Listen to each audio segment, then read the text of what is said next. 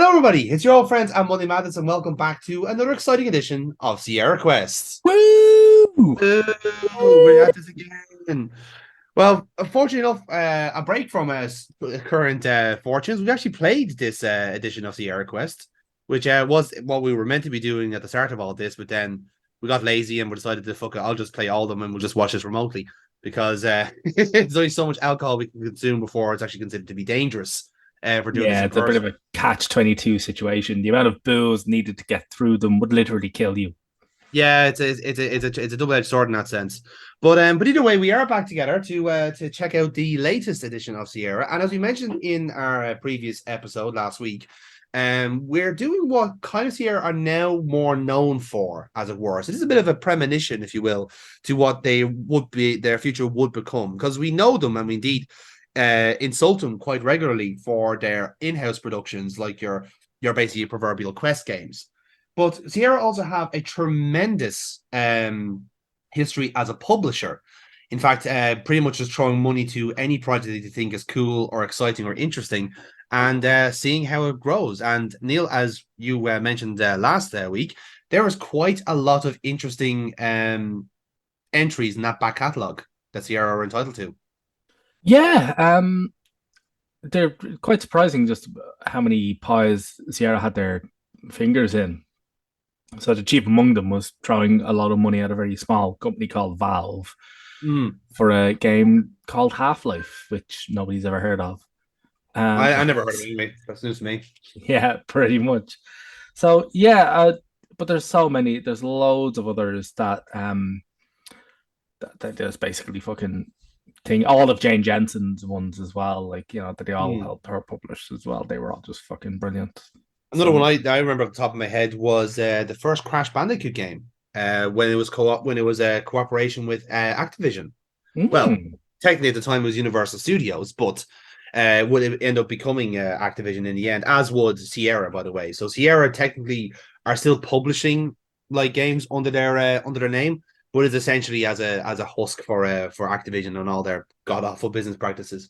But we're using this edition of SierraQuest to delve into that bit of back catalog, as it will be in the next few years worth of Sierra games, because this series is called Heart of China. This is our first of games not made by Sierra in-house, but published. And as we hear from the intro, the company Dynamics, part of the Sierra family, which makes it sound like they joined a cult, which maybe is the case. yeah, But back in the early '90s, yeah, the whole Sierra Online thing was quite fucking culty. yeah, and then like you definitely like almost like decide from your almost what game studio your flavor of games as well. Because if I'm not mistaken, at the time you would have had Sierra, you would have had LucasArts starting off, and Delphine Entertainment, if I'm not mistaken, when they were putting out games, mainly Hmm. because they had Eric Chahi on staff and he was a fucking wizard with a paintbrush. So you had a choice between those three essentially for your games. And if you didn't like King's Quest and if you didn't like Monkey Island, you had Flashback or something along those lines. So there's something for everybody back then. But now here's I suppose, the new generation of these games trying to find their way in this weird and wonderful world. So, Neil, without any more preamble, shall we get started? Let us rock and roll. Let's do it then. On three, two, one, play. So yes, we gave the box blurb for this game in the last episode. So if you want to find out what this game is about, you can go back and watch that, or you can just give it a couple minutes and you'll see the intro cutscene. Hmm.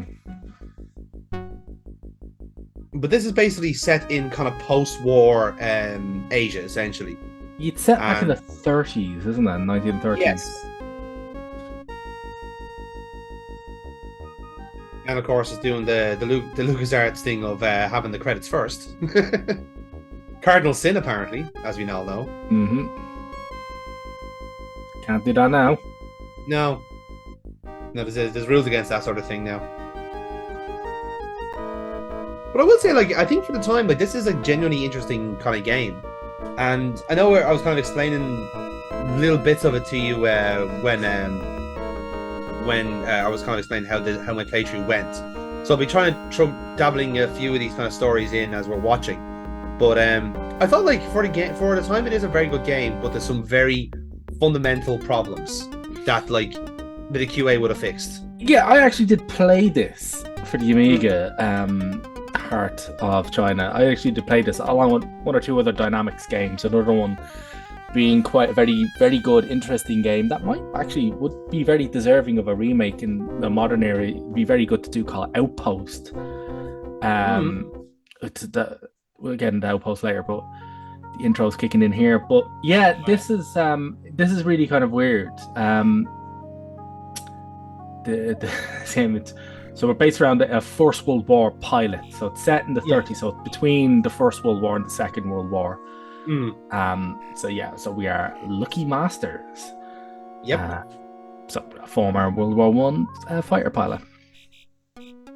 And this is the central point here is this girl Kate Lomax, who actually features later on as the second protagonist of this game.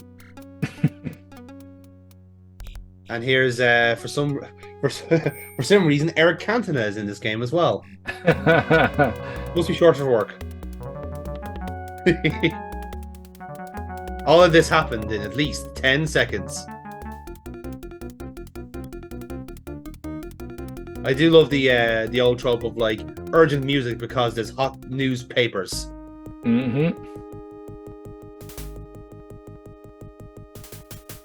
This too shall pass.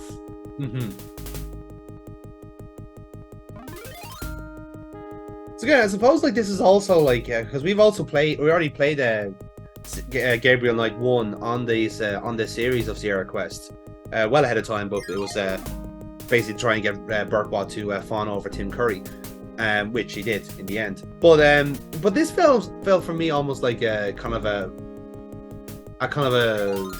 experiment to see if games like that would work, because like this is like relatively well researched in terms of like the setting at the time, the people, what the attitudes and mentalities are. So everything feels kind of appropriate for the time, you know. Yeah, it's also quite well put together from a sort of production standpoint, not really from a gameplay standpoint. Yes, I'd agree with that. Yeah. Like there's a cast of nearly like 100 actors in this. So it's and graphically you're gonna see that like it like for an early 90s, like what I mean early 90s, I mean like 1991 game. This actually predates The Seventh Guest, if I'm not mistaken, who kind of gets the credit for being the first FMV game. It is. This is fucking beautiful. Like it's a really, really beautiful game. This you're gonna see that the production value on this is gonna be really, really something. Yeah. Again, like that's the thing. Like when we see the kind of semi-FMV feel of the game, and again, I've mentioned it before years ago on the channel that FMV is my kind of guilty pleasure in games, because I there's something really endearing about it. How they all thought that was a great idea at the time, you know. Well, you weren't to know, but it was a good time where they just like came up with ideas and just went and fucking did them. Yeah. I played this on the Amiga and it came on 9 discs. Yeah, that's oh god. Oh yeah. I said I don't know where it's long gone now, but I did actually have the original Blade Runner game and never got around to playing it. I don't know where it's gone now since, but those fucking bomb. That thing's I don't know where it's gone. Like I have the actual jewel case, but the CDs are just magically disappeared. It's really fucking it's annoyed me to this fucking very day, you know. But yeah, like it's definitely one of those ones where, I think if I was back in 1991, then I would think this game was like brilliant for the time. But then you can also look back, play it now in this year, and go like it is a bit cringy and a bit goofy in places. But like you said, this is kind of the pioneers game, and almost you're exploring this new genre. Sort of, yeah. And like there's like a couple of dodgy jokes, sort of. Around, so they were quite cheesy at the time. So like it's like, wow, is it just not only just cheesy now? It was cheesy back then. So yeah, we are. You like those realistic seagull noises? I also love their name of like the JP Morgan in this universe is EA Lomax. And he isn't a reference to a game studio. I mean, he isn't because Electronic Arts wasn't made at this time. So I'm correct in that assessment. EA Lomax. It's all about the money. Now, this is also like, I suppose, like, in terms of actual mechanics, I think this is probably the what makes this game kind of unique, because at any given time you've got two protagonists on the go. So Lucky is the protagonist from the start to finish, essentially. But you also get another character who we're going to meet shortly, and also Kate at the end. And everyone has their own inventories. So sometimes you might find an item, but you'll have to realize that it might be more useful if Lucky has it, or if other characters have it as well. So it'll be a key, almost a key point is the inventory management aspect of the game as well. But there are also one or two very like blatant red flags in the programming that like really should have been fixed at the time, but rather make for this game to derail itself quite quickly. But we'll cross those bridges when we come to it. Yeah, the game does have a tendency to be very specific in certain areas with what it wants you to do. Yes. Although you are constantly reminded to save often so you can go back. But lots of them, like if you miss one part, the game will progress for probably about like 40-45 minutes before you go, oh, actually, you know what? No, I fucked it up all the way back there. Yeah, it's very much in the era of Dead Man Walking syndrome, as it's called. And also, like saying the wrong thing to a particular character because they remember how you treat them. So the wrong dialogue choices to the wrong characters, and you're like, no, that's it. I'll have to restore your save game.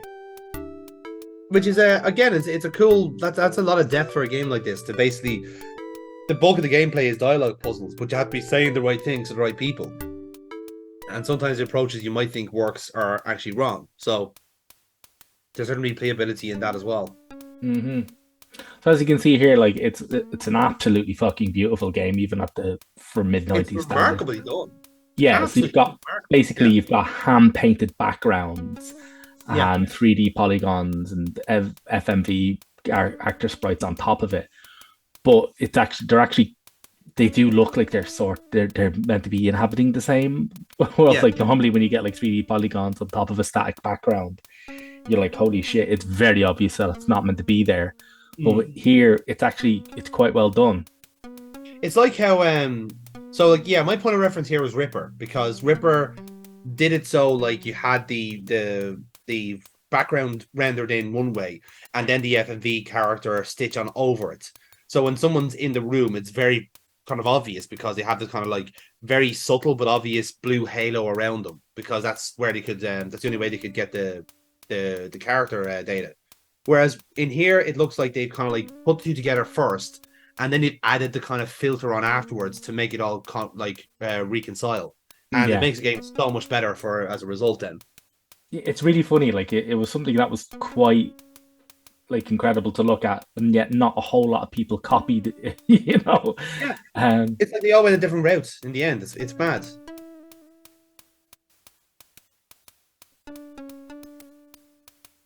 So we get told in the preamble that we need to look for a guy who could potentially help us save Kate Lomax, and a guy called Zhao Qi, the ninja. So we're trying to find. So literally, dumb American walks into a bar trying to find a ninja. Walks into a bar in China.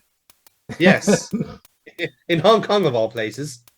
Hey, you Chinaman! First of all, have you seen a ninja? Secondly, raw Goodry again, idiot. God, you Japanese people are weird. For fuck's sake, man.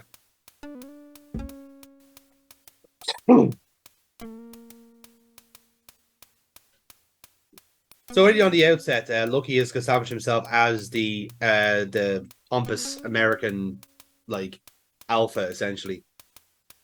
Like, we won the war. Show me some respect. Meh.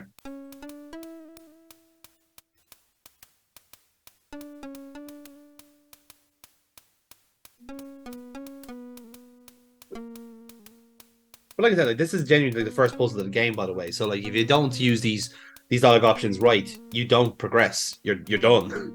Yeah. And this is the case for most of the game, basically. Oh, here we go. Oh, some people are looking quite stern at us there. They don't like us asking about Zhao Ji. No, like that guy in the back, like holding his rod, definitely very intimidating. The guy in the front, he's packing a bit of muscle. He's looking like we should go. The guy in the middle, though, I don't find him threatening whatsoever. Like He there are, looks like a boy band reject. doesn't he? Yeah, it's like he generally has absolutely. There's no point having a tank top. There are no guns there. There are no guns in this house. You know. I will also point out that the music in this game is quite good throughout. Serves its purpose quite well. And it doesn't do that kind of a really annoying MIDI thing that some of the games have where they're all really high pitched. These are all toned down to suit the mood. Yeah. If you've got an original Roland MT320, like this will sound incredible. Yeah.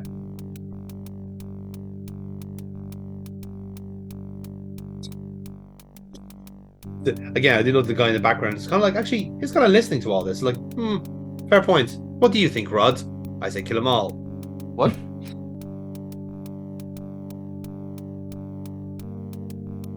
So I thought this was going to be a mechanic where you try and kind of save as much money as you can from the prize, but it doesn't actually end up being the case unless you're making flights back and forth. But you're actually not doing that at the time.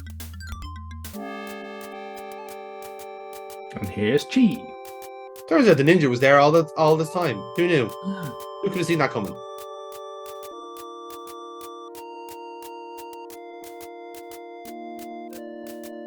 But again, that's a gas thing about what the correct answer to the game could be. Like you could have been haggling with that guy for minutes at a time, when actually all you need to do is actually punch him in the face to get the there, which I admire the game for, but it's also very in character for dumb American to start pushing his weight around,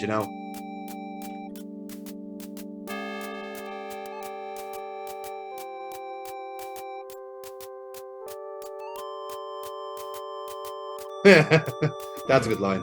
We see about that. This whole game kind of has the feel of a sort of a kind of Rush Hour type of movie, It does. If anybody's ever seen Romancing the Stone or something like that, yeah, you'll find that's how it'll handle the kind of the locals as well. So yeah, it can handle the Oriental characters quite stereotypically badly. Yeah. Almost to need a trigger warning level. But yeah. Well, it's I'm kind of thinking more like the Samurai Cop levels of the main character who's supposed to be an expert in Japanese culture, and he goes Fujiwara, whatever the guy's name is. It doesn't get that bad. No, thankfully that's the nadir. So we're not at the nadir. But then the master's kind of character is kind of written. He's kind of written for me like he's almost he's supposed to be kind of the good guy. If the good guy was played like Brendan Fraser, that's the kind of way. It's a very I can imagine Brendan Fraser. Yeah, even though the guy they have in to do him kind of looks like Andrew Garfield from some angles. So I think they got confused along the way between this sort of weird Brendan Garfield combo.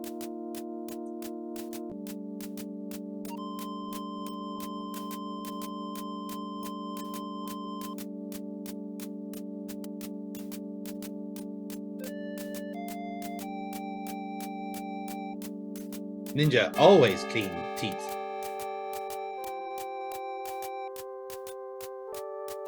$5,000.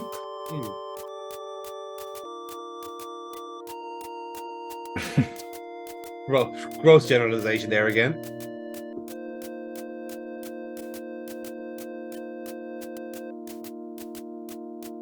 I think the two guys are just kind of still down it's actually a good idea. Good deal. I do it for $5,000. I do it for $5,000, yeah. Yeah, I do it for $5,000, yeah. Easy. I didn't bring the wall with me for nothing.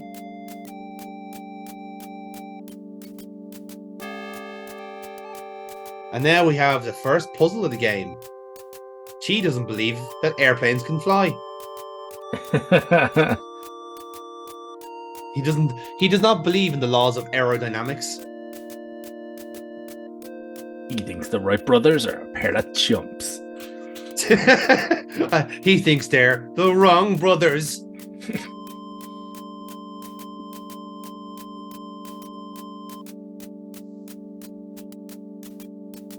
But this is also, like, even mechanically, this is a very good way of introducing us to how the inventory system works. Because there are certain things where you just need to pick up the item and just give it to the guy, or you have to do something with it first and then give it to the guy.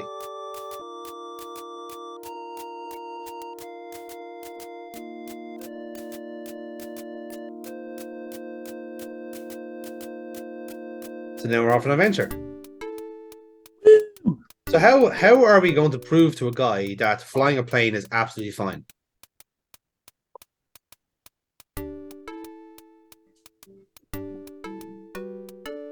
Turns out this piece of paper just landed on the ground.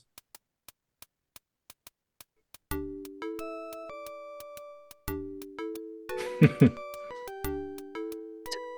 job, Lucky. You're littering the streets of Hong Kong. Oh, but maybe the piece of paper could be used. It could. Almost certainly. So you load us there.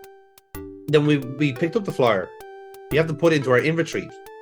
I don't know, just like remind us of that until we get to a certain point in the game where that fucks us up later. Just want to draw attention to it, that's all. And then you have to take it from your inventory, put it straight in your hand like that, so you're flying a plane.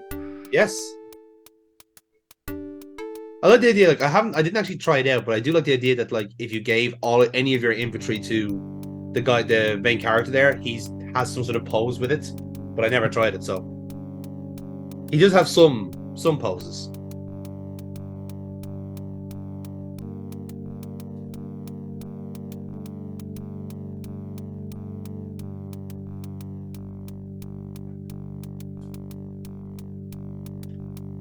So yes, you have to, again, in a very like roundabout but very logical way, take the paper airplane off ourselves to give it to Chi.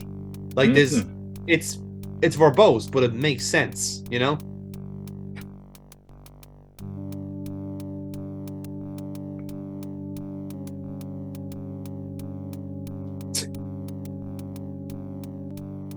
Rule 1 of being in Hong Kong: don't patronize the ninja.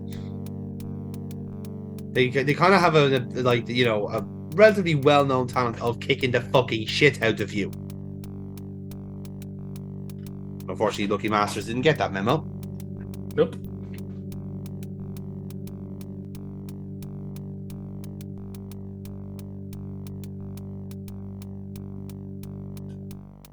Now, Chi, I'm going to ask you to do what we call in America, watch the birdie. Now, here goes the birdie. Yeah, no, seriously, I can sound even more patronizing if you like. I could dial this patronization all the way up to 11. That's probably a number hard to use in the count. Want.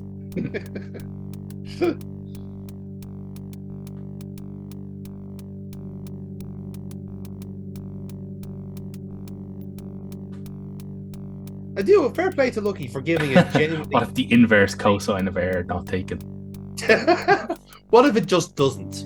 Like, can you explain to me what happens if it just doesn't?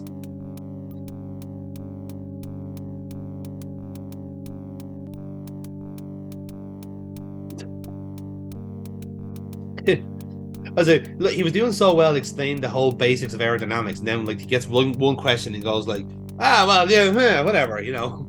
It's like he very clearly got told it once and doesn't remember the rest of it.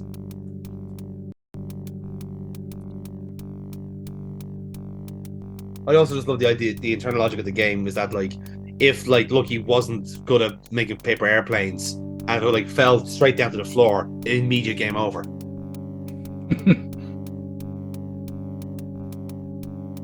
So now we have two protagonists. So Chi is going to join us along the way, and he has his own inventory, as we can see here.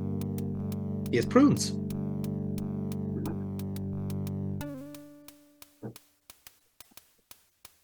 So basically, whoever you want to kind of speak the characters as, you basically switch as your main character and person waiting, I guess.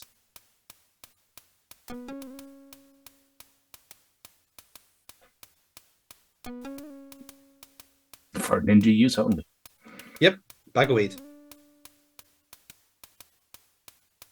So yeah, there you go. Just in case you wanted to know what's on this person at all times. So let's see what we need to do. Oh, okay.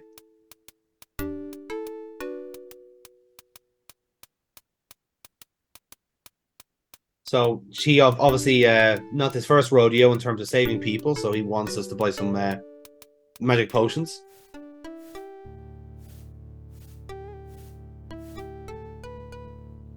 Like I said, Neil, the actual the backgrounds of this game are so well detailed. Yeah, they're like fully hand painted. It's incredible. The amount of work that must have gone into this. Oh man, yeah. Now, like I said, there's not much there's not many areas, but at least the quality alone is pretty fucking good, and there's very little that's actually wasted as well. You practically see everything in the game that you need to see. Outside of maybe not talking to a couple of characters in this playthrough, you see pretty much everything you see.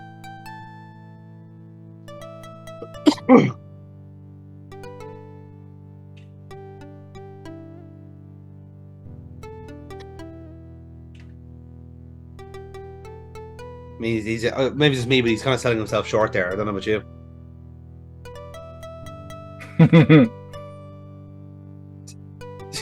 This is hello. Oh, she's speaking foreign. Tell her to stop. Yeah. How about an American this time? You speak American. It's the sound of victory. America. Fuck yeah. Fuck yeah.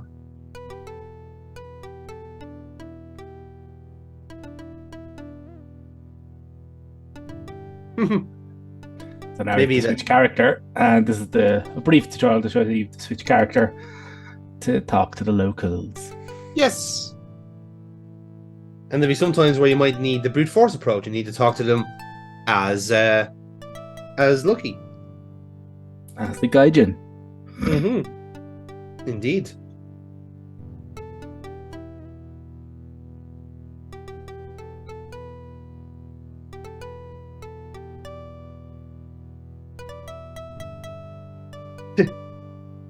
Don't try to defend him.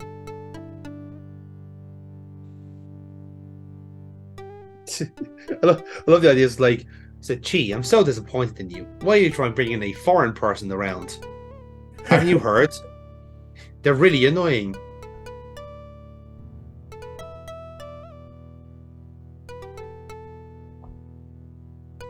I like to think that Lucky is kind of just nibbling on some seeds while this is all going on. He's just there, kind of just touching all of Wu's stuff, breaking everything he touches. Is this tofu? No, I'm eating it anyway. Fuck you.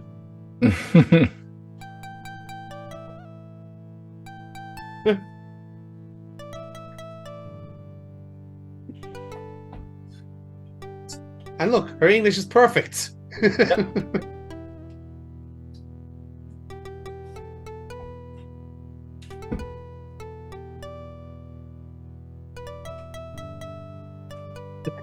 He actually did say he didn't speak American to me earlier. As if American is a language. It's a regional dialect, I think. Yeah. Spoken mostly on the East Coast.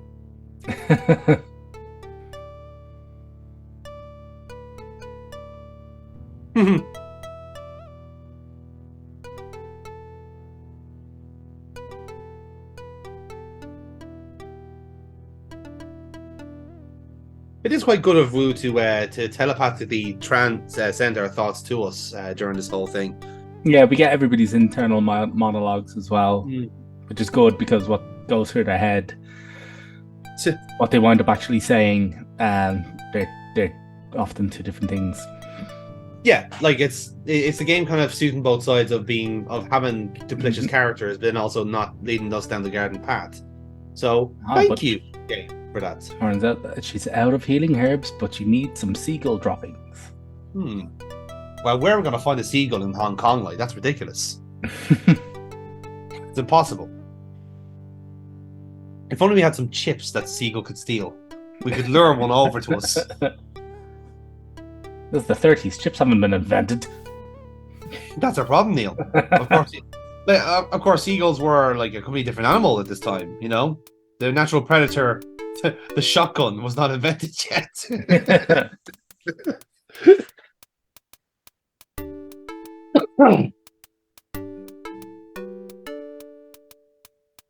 I think this ninja is scolding like the American for making a social faux pas. It's like, dude, you're a ninja. You can snap my neck in half. Yes, but I also have something called manners. Something you fucking don't have, sir.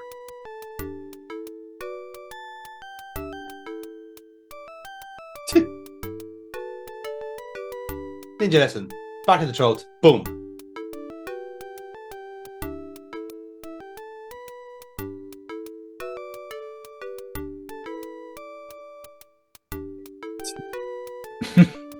That is the closest thing to an apology you're going to get at a Lucky's.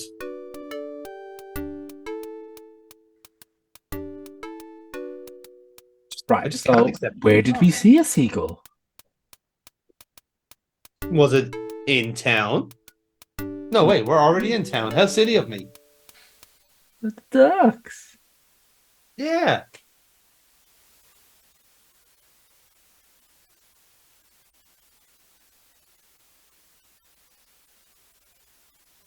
So, hilarious enough, we have an item that is going to do this for us. Because the seagull is not going to shit on command. We feed it a prune instead.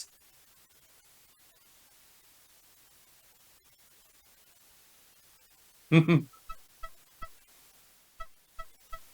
choose to believe the seagull is laughing at us for having to pick up its shit. I mean, look at it, laughing at us, openly mocking. So, this seems like a good time to explain the inventory system. So, when you see an item basically kind of at the bottom of the screen there, and you have essentially a choice of who gets the item, right? You can either give it to your main character, which would be Lucky in this case, or Chi, who's kind of in waiting there. Now, here's the thing, right? You have to do that in that particular room. Because if you leave, the item is gone, and it's gone forever. That is a fundamental problem. That unfortunately I run a drift of. Perhaps not in this cut I've kept, but in previous like repeat takes, I fell foul of that. So that is quite an annoying bit of programming there, because, like I said, you might have hoped that perhaps the item could regenerate, but no. In this case, you are actually stuck immediately if you leave the area without picking up the item.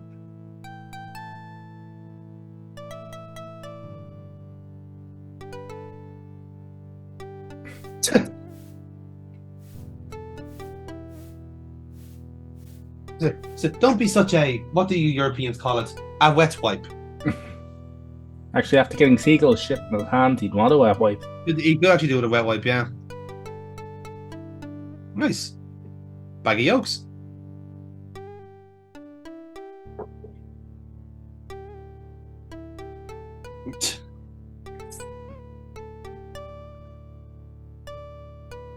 I do like the different fonts for when they're speaking un-American.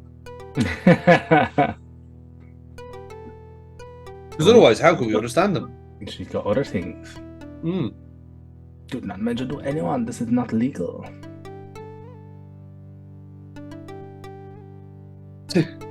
I know people. Who's gonna Guy get standing you? Next to you, for an example. I have a clan. I'm in cooperation with Mr. Tang across the roads. You may have heard of them before. A fake passport. Yes, EA Lomax blew up our sampan, which was a bit of a dick move, I'll be honest. You have to comply with the job. Here, I'm going to set fire to your things. Thanks, I guess? Question mark?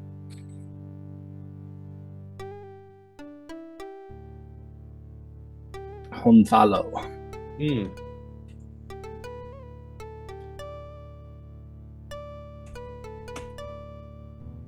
Yeah, can't you just like do that kind of lying like you've done for most of your life, Lucky? You know, time where being a pathological liar actually suits you.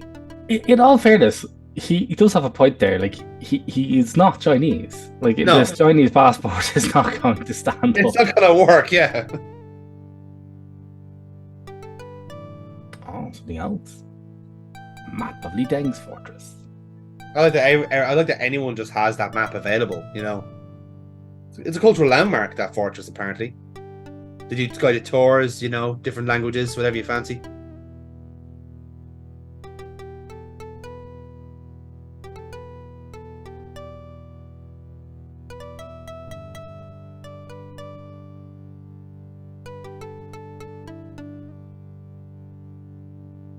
So we can keep the map, but the deal is we don't rat around at the end. Sounds like a good deal. In all fairness, she probably does deserve it to be ratted out at the end. Just for the sass at the start, you know. The sass in the start and the bit that's about to come. Well, not about to come up, but it'll come up in a few short minutes, depending on how fast you've gone through this.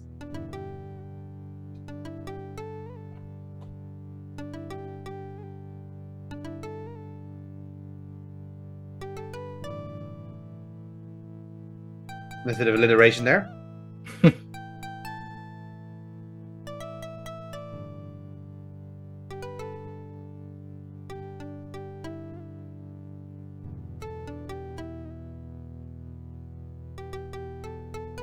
I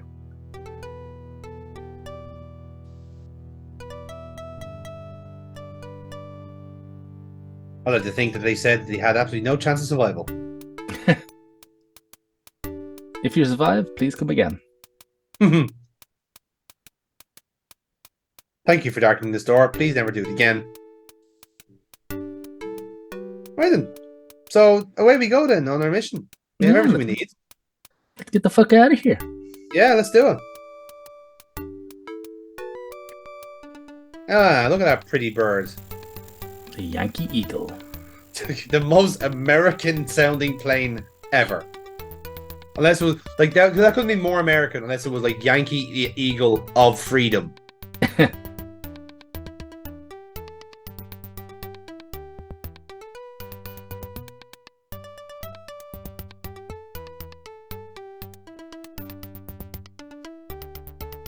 To play. Plane. Oh. Oh. Oh, look, everybody. It's an Englishman. I wonder, does he have chips for tea? You have chips for supper. Chips for supper. Chips for supper. Oh, he's asking for identification. Oh, for some papers, please. I don't have any. No, seriously, don't look.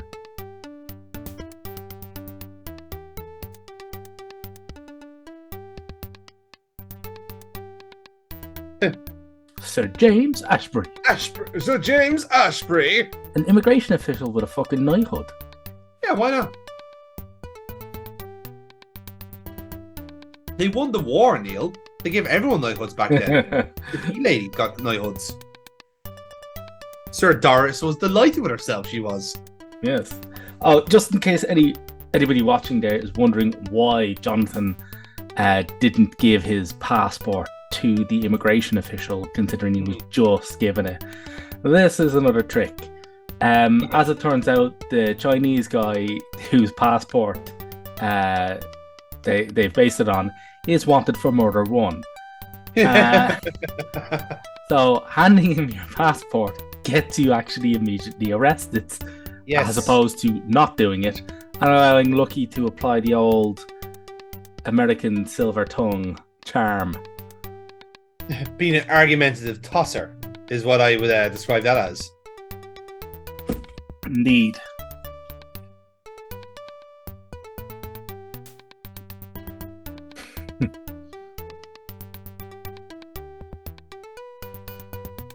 So yeah, essentially all that exchange with Wu was more so to get the actual map, the actual crucial item in all of this. Mm-hmm.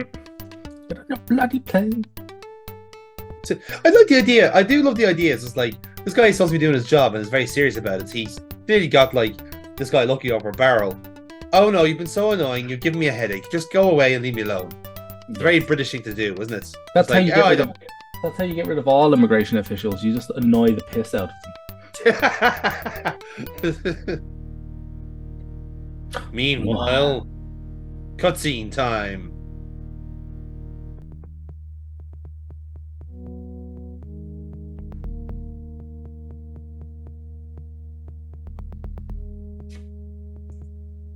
The very Chinese tradition of acquiring the shiniest things to show off to people. And now we're going to the Szechuan. Namely, we're going to the town of Chengdu. And remarkably enough, that's the second level of the game. There's only 5 levels in this game. It's a very quick entry.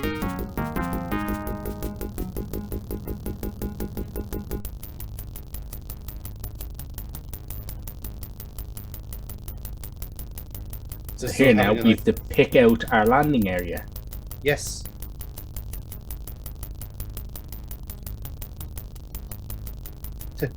What do you mean you can't live on the river, land on the riverbed? That's bullshit.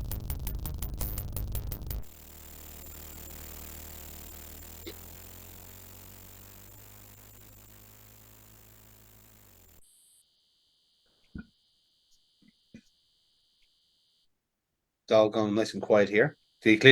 No one clearly has noticed this massive plane landing in the middle of nowhere. That's the middle of nowhere. Who notices anything? That's true. A plane lands in the forest and there's no one there to hear it. Does it ever touch the ground? So we're gonna swipe some stuff. Crowbar, grappling hook, rope. Mm. This is But all again, ninja shit. it is ninja shit. That's a key thing there.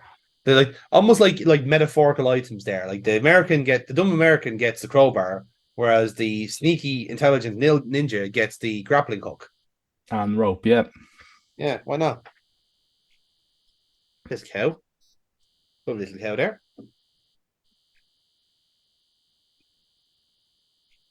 I don't want to alarm you, Neil, but there appears to be some pixels coming towards us.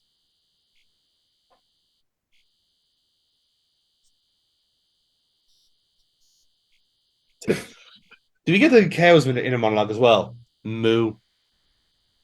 Ah, a peasant. Oh, good. I haven't seen one of them in a while. Would you like to make some pounds, pounds, pounds? Yes, £3.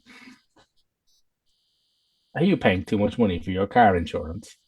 Are you paying too much for your cow insurance? Again, we have to talk to him as Chi, not the Yes. brash American. Let's get off from some smokes. Yeah, exactly. Some good old fashioned chewing tobacco, just like Mama used to make it.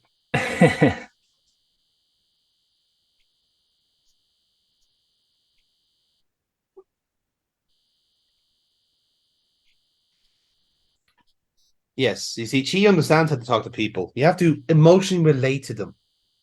By giving them smokes. Yeah, I mean, like that's what I'm saying. Like, ways and means around it, Neil. Come on, let's not judge here. Come on.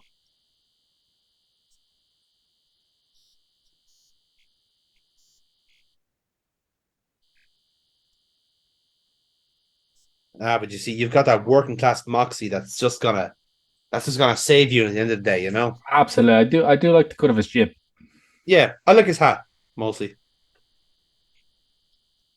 He must have cut it from that same jib.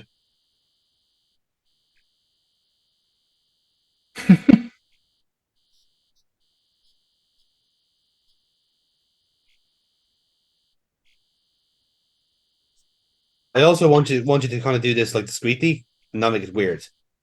Yeah.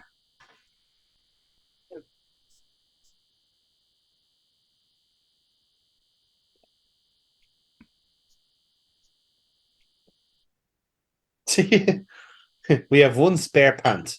Use it wisely.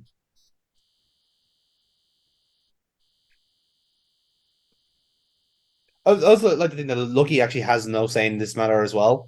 So like he doesn't actually realize this little kid is probably like going to eat all of the cigars. He's just there going to be like halfway down to his next mission, going like, I could have sworn I left my Cubans here somewhere. Huh.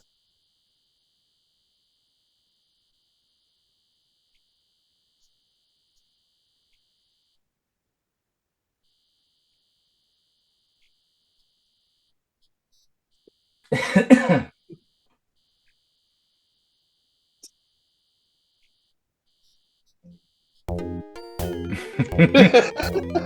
having a great laugh in the plane. Isn't he just? He's just smoking away. Smoking away, got the nipples out. He's a happy man. Yeah. So Chi now has a peasant's disguise. He does. But the trouble is, we need we need something to fit in. Because I mean, what isn't a peasant without his trusty neighborhood cow? Exactly. He will use the animal to complete the costume, for lack of a better term. Exactly. Oh, now we're in Lucky's territory, lassoing cattle. Yep. That's what you get when. That's what you learn from watching way too many John Wayne movies as a kid. Let's all form a circle and walk like we've shit ourselves. Yep. Great. So now the three of us, a disgraced American pilot, a disguised ninja, and a cow, are now going to just walk towards the main villain's compound. Like I do love the internal logic of this game, and that like no matter whoever you have picked as the main character, the other guy just kind of just seems to disappear into the ether a bit. Like he's just hiding in a really large bush right beside him, you know. Yeah, a little bit of history for you as well.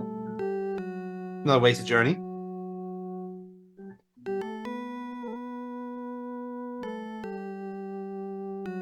This is where you need the kind of like the Discworld-esque David Attenborough narrator. Yeah, it's a shame that this outpost, the Overlord of the local prefecture, and as a way station for federal food. Yeah, it's a shame that this game was as early as it was. It would have been tailor-made for a good CD. If this had come out in CD-ROMs, they'd have definitely had voice dialogue. 100%, yeah. But because it came out in floppy disks, they were like, no, like you can have good graphics, FMV sequences, or you can have fully voiced cast members. You can't have both. Whereas with CDs, you could. Definitely, yeah. So this is our first indication that this is what we need to get into the fortress. So we need not only to be a peasant, but also to have a cow, contrary to what Bart Simpson would suggest.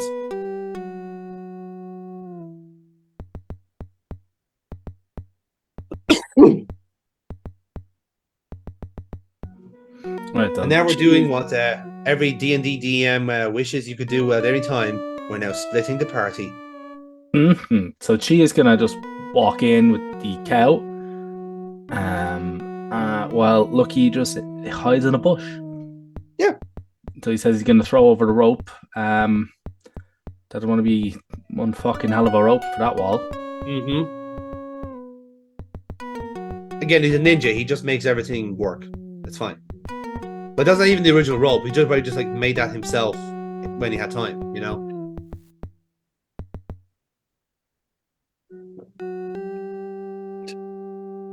Do you think the cow is going like, you're not my supervisor? Why are you pulling me here? I don't know you. You're not my mother. Dot branch. Yes, this is the game telling you that you're on your own here. Which also means, tangentially, you kind of have to have the right items for these parts of the game, or else you're fucked. Mm-hmm. So now we're inside the compound. We can't just walk around as a peasant. We now need to walk around as ninja. Yep. Which means you can't be seen.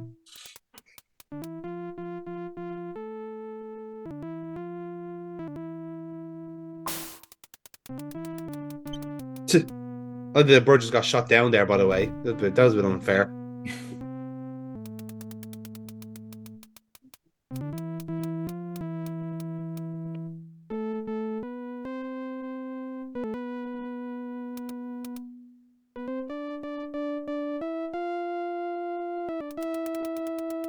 As is tradition in games, if you see keys, you get them.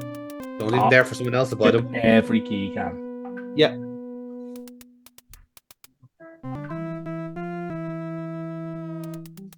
Get all the keys all of the time.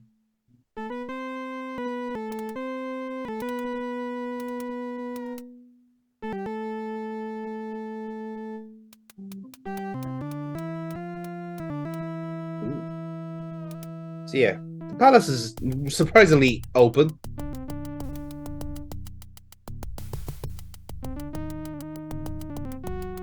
That's handy.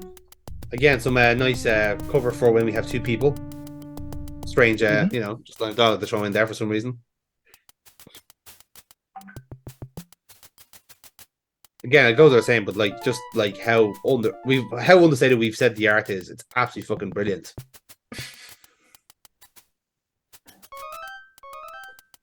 Precariously balanced oil lamp. Ooh. Wouldn't know anything about that, pal. That ain't my business.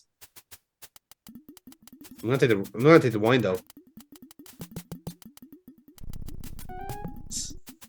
Nah, look at the good boy. Here, do you want to see a doggo? They're all good boys.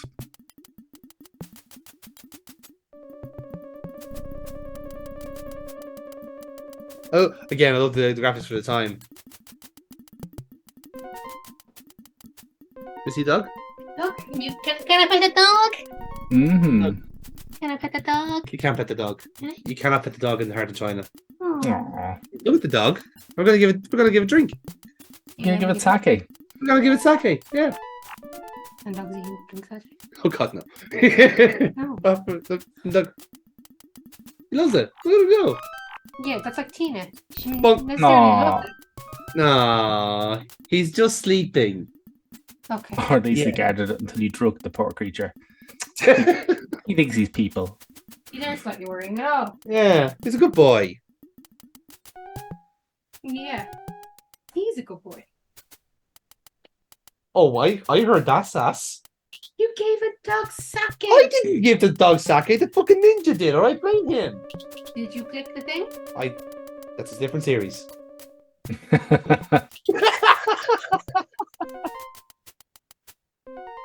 Are you gonna sauce me? No, Mamo. No, I'd never dream of it. I'm here cleaning. Neil, help me here. No, I will not help. Because we've got snakes. We got snakes. Do you want to pet the snake? Snake. Sorry, my 90s is showing. Carry on. Listen here, I'm going to make noise and take a box. You do that. If I can. Yep, cover.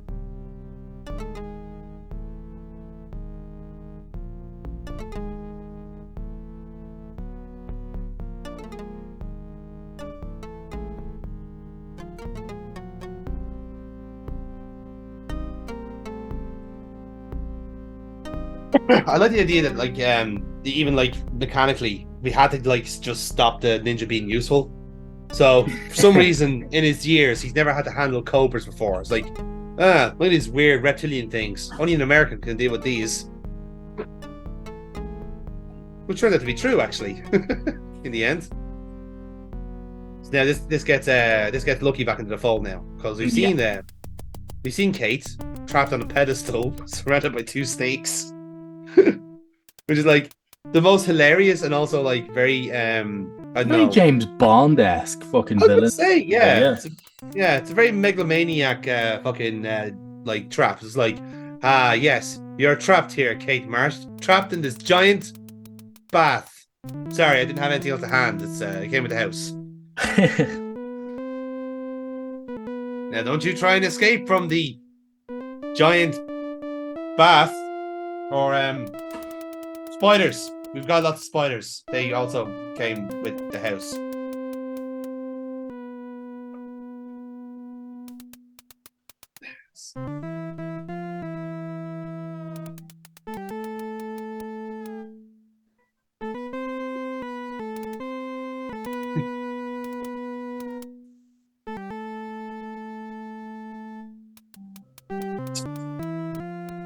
Come on, Chi, lift your knees. This is basic stuff.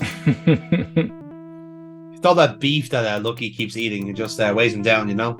Absolutely. Yeah, what you gotta do is you gotta lift it a jerking, twisting motion. You gotta You gotta take your back totally out of the equation. Oh, you gotta take your legs totally out of the equation. Lift solely with your back.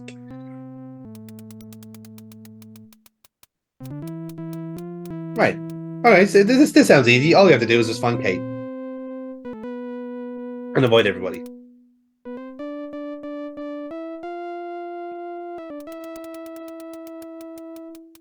Okay, there we go. So again, we lead as Chi here, which means that we can't be spotted. Because again, somehow Lucky just disappears as a little part on the shoulder. In that case.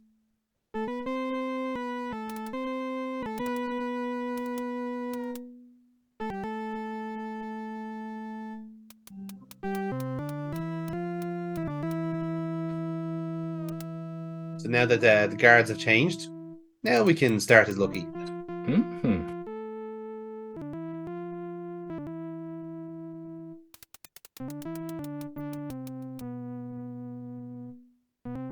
So there is like another side of the area that we can explore, but it's all completely irrelevant to us in the plot.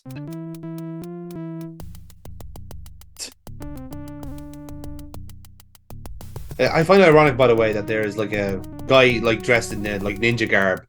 They're trying not to be seen, and then you have this like guy with the bleach white scarf that makes it fucking obvious that he's there. You know, probably there's some sort of yang or yin thing that could explain that. I don't know. Eagle-eyed viewers amongst you will notice that we got seen there because there is actually a guard in the top left of the screen. I did not notice this at the time, and I also did not notice that I forgot to save at this point.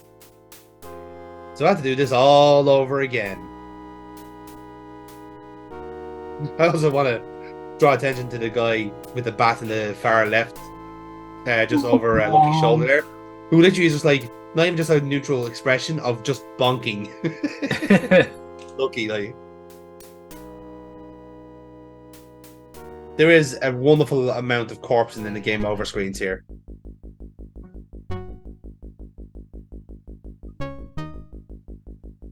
So yeah, game over. Had to do that all over again.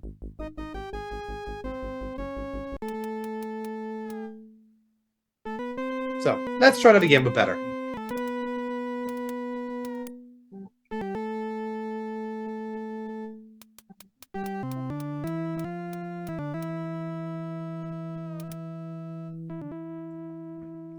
Try it again and not suck. Yes. Hopefully Lucky can use his long white muffler scarf to evade danger this time. Because as we all know, bleach white just blends in so well. It's just one of those colours, you know?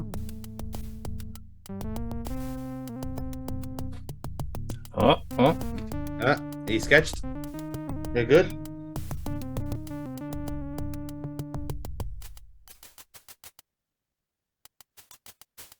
So now, as Lucky, we see this, like, Chi only sees this beautiful lamp that, like, symbolizes Oriental culture. Lucky sees something he can push over and set fire to. Burn them all. Burn them all. What's a good dressed in, like, knight's armour? Yeah, right? It's 1927, lads. You know, machine guns exist. Yeah, but yeah, he's got, like, knights. He's got, like, a full plate on and a rifle. I was like, wow. Yeah. And he's covered for both bases. That's what he's done there. You know, just in case there's a siege attack, but also bombs.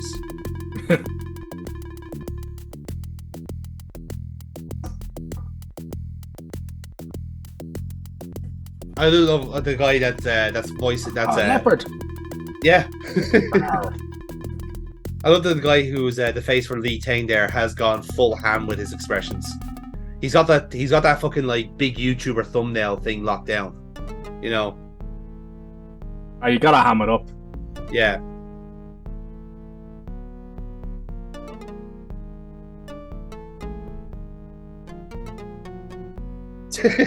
Can you chop a cobra? Google. Can you chop a cobra? No, apparently no. Can't.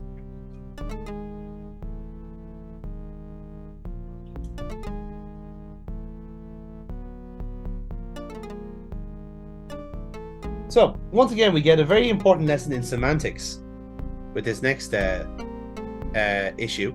Obviously, close the door, so we have a bit of peace and quiet. Yep. So, here we have gun. We're going to try and shoot the cobras. We've got a gun. And we know how to use it.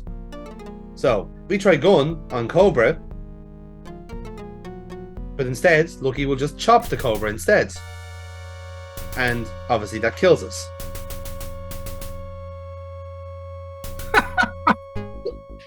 So now we're at the stage of thinking, okay, we can't just use the gun. And again, this is where the semantics kicks in. We have to equip the gun and then we can shoot the cobras.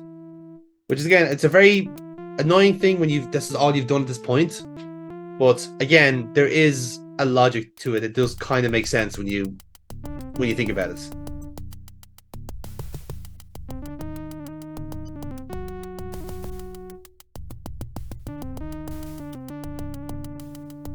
Yeah, but it is unnecessary padding. I mean, you would just assume that he would equip a gun if you're going to try and use it.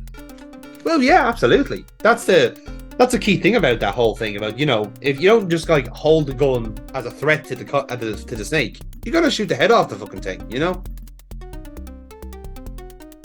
Show the cobra your mad gun. They'll be impressed and fuck off. Yeah. Well, congratulations, Lucky. You have emasculated both cobras. Can I just point out, by the way, that the lieutenant to Tong there, or the lieutenant to Dane there, who's called Tong, he has a fabulous jacket. Like, I am very jealous of his tassels. Like, the two of them are giving off proper strong, like, samurai cop vibes. Oh yeah, like, they're styling it. Yeah. Like, it's even it's not a case of like you're not going to take down Li Deng at the end, but Tong is the real villain. He's the guy you want to take on. He's the guy you're being booked to take on the final battle. Again, it's me. Apparently, like this logic is that you're trying to hand the gun to the snake, which obviously would be a bad idea. So, there you go. Semantics again. And now we got action, Lucky. Now we're gonna kick some ass. Oh, hell yeah. You ready for some America?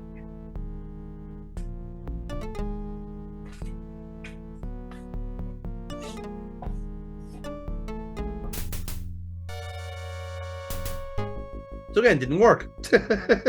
Which is really not. annoying. No, because that should have worked, basically. But for some really weird reason, the actual trigger wouldn't activate. In terms of, now I mean trigger, I mean the actual, like, there's crosshairs that come up when you equip the gun.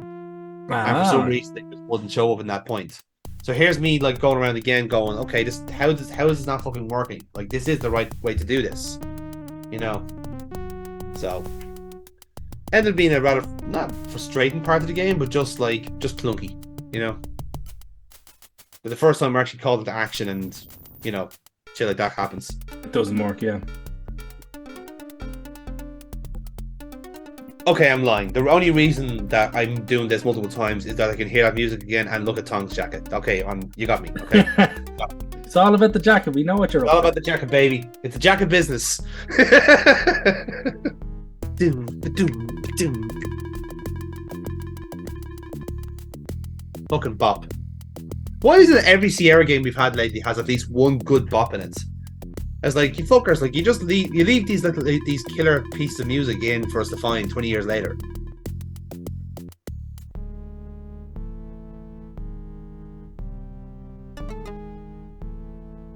Right, here we go again. Third time's a charm. Can we shoot a fucking snake? Okay.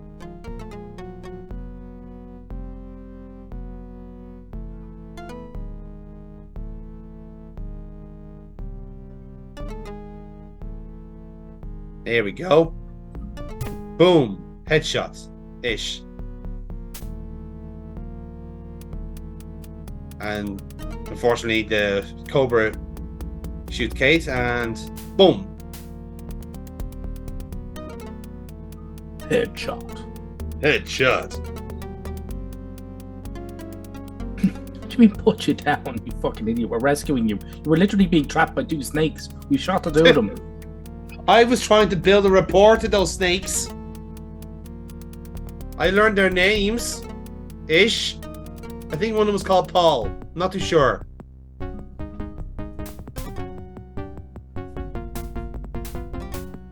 This is how we make our escape.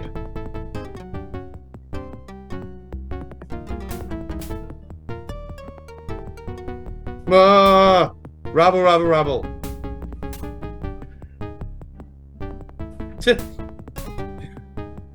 It does kind of look from that angle that Lucky's like trying to strangle Kate. It's like, what? Escape? Yeah, sure. What? Action, drama. So much action, he actually burst out of the frame. Yes. But I think it was a cool effect. Yeah. Yeah.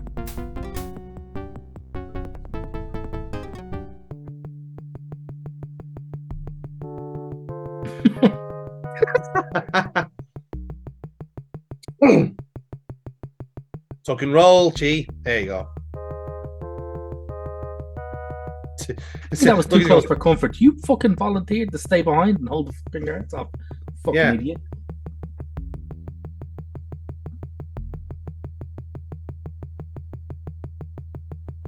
Again, Chi won't drive the tank. We have to give it to Lucky.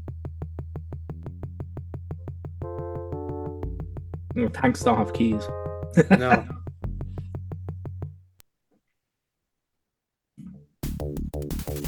Now, you'll notice there that I had the key out in the last area, and now it's gone. No longer in my inventory. The key is lost forever. As you can see there.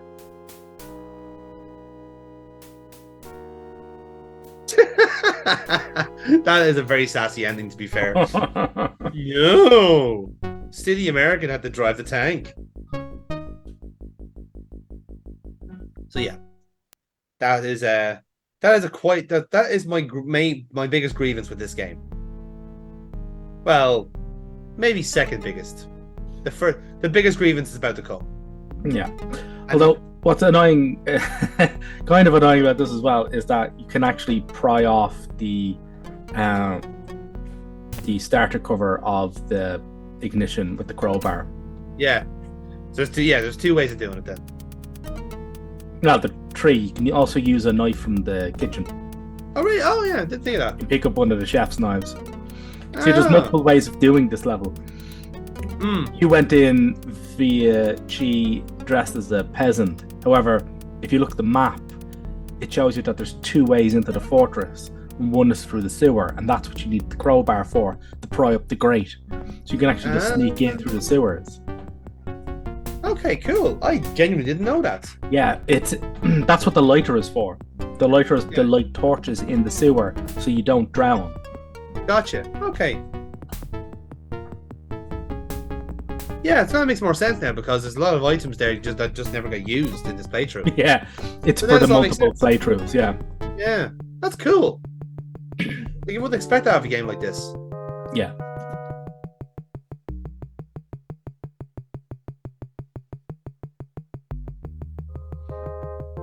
That's a proper old school tank.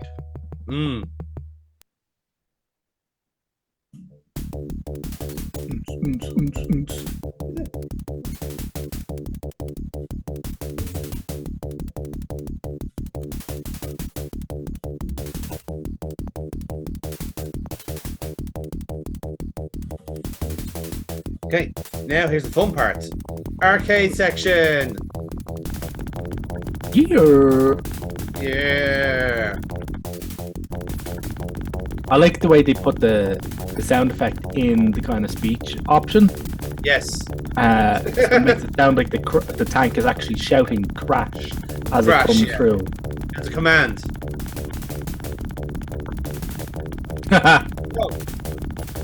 Arcade sections. First of all, I will give this game brownie points for allowing us to skip it and letting us save beforehand.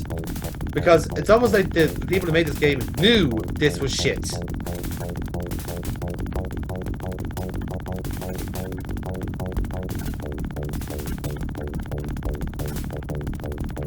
And yes, the thought didn't occur to me to just fire the fucking cannons. Even though it's shouting, shoot a tank. Shoot tank, yes.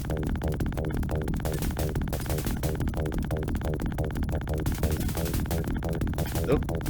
No, take that, took that corner too sharply.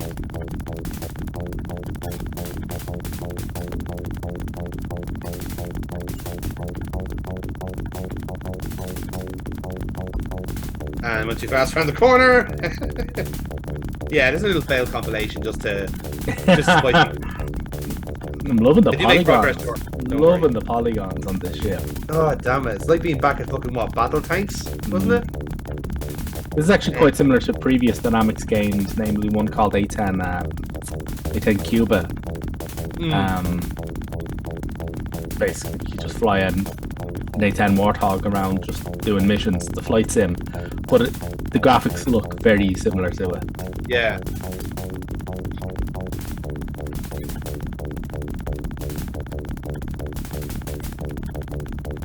But yeah, like if you are, it's very rare for a Sierra game to show mercy.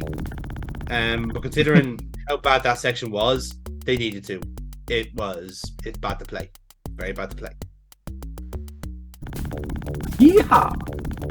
Weird. Uh-oh. Oops.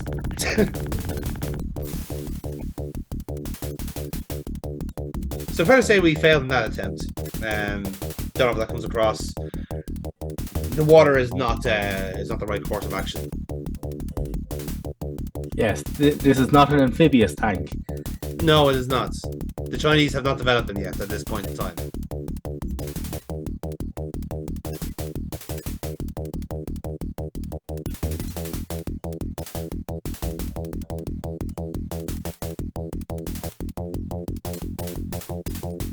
And away we go again. Again, it's quite annoying that like no matter like how well you drive this part, you don't have enough time to turn around and fire the other blow up the other tank. No. You just have to go with what's in front of you.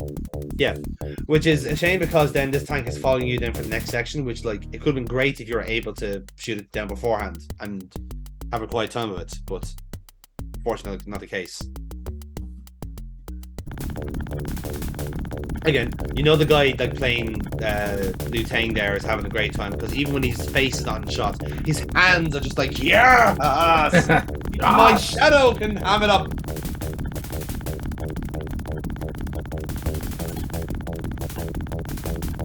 Like I don't know where they were able to get those like screenshots. Did they literally just like properly act the scene out and then just took the best picture of the lot? Because that's kind of what it feels like they did, you know.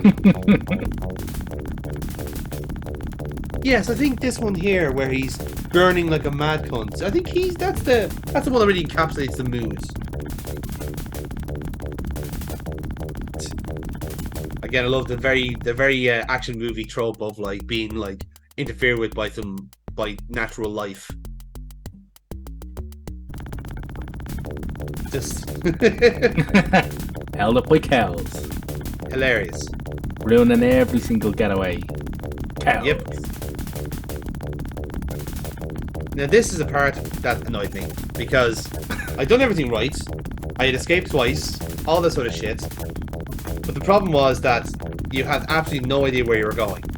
And depending on how many like attempts you make, which thankfully I cut down on a substantial amount of this in the playthrough,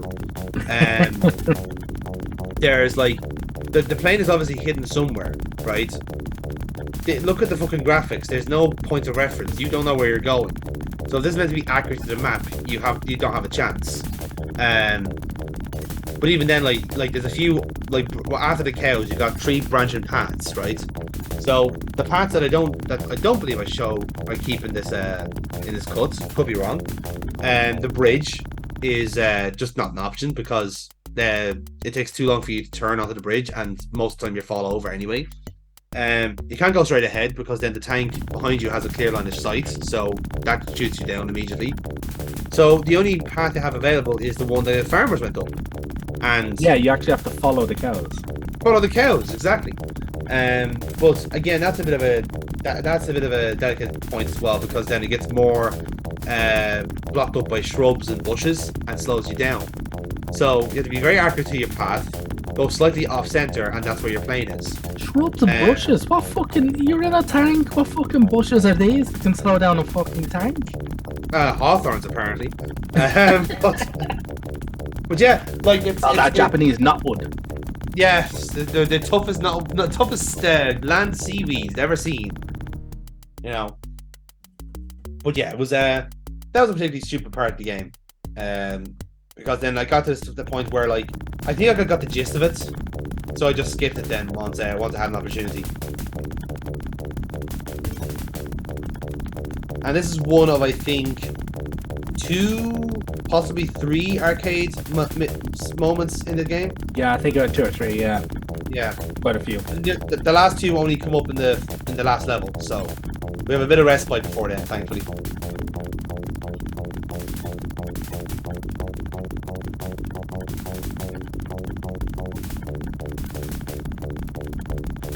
So you can see there, just like the path just ends, like just right in front of you. It's like, what the fuck? Like, why? Why would you do that to me? Ah.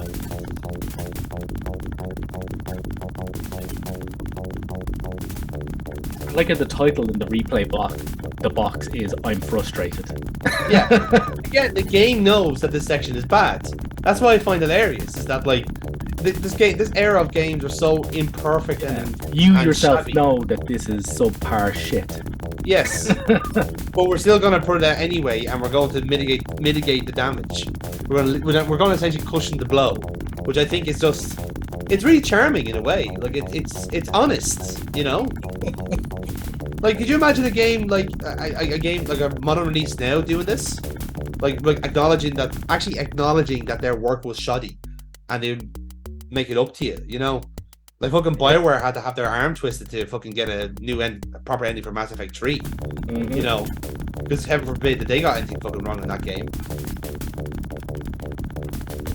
Every Assassin's Creed game is like literally broken on arrival, and Ubisoft like fucking gaslight people into thinking that it is actually fine.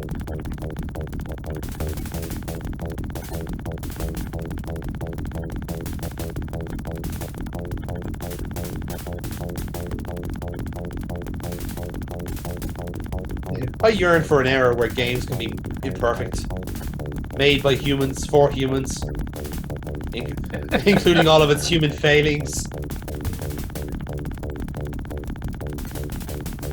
This is gaming culture, folks. Being in a giant tank, being blocked by cows. Yeah, having to stop your high-speed escape from a tank-wielding militia with a dying person in the back of the tank going, no, sorry, you stop these cows. Fuck the cows. This is me now changing approach, trying to see where the fucking the plane is. So if it's not in the shrubbery, perhaps it's around the shrubbery.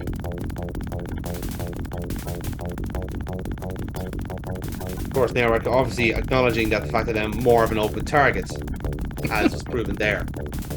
So fuck that. Turns out it was just there. It was just there the whole time. Just didn't fucking appear the first time I was there. So Man, I can get a fuck this fucking.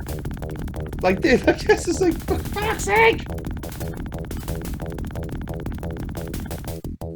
Anywho, we made I it. guess we make a good team.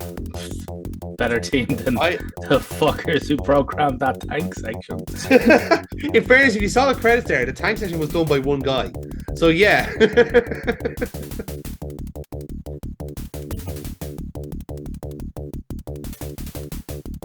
Owns my own hospital. Son, I am the hospital. Now what seems to be the problem? Your problem here seems to be that you don't have enough money. Come back to me when you're a millionaire. Next.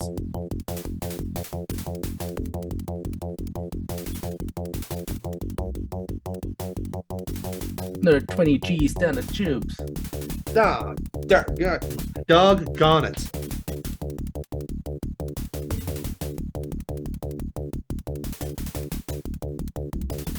So you have another location now.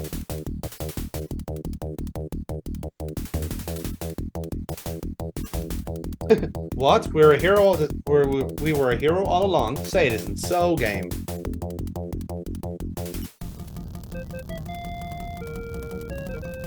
So now we're moving on to level 3 in Kathmandu in Nepal.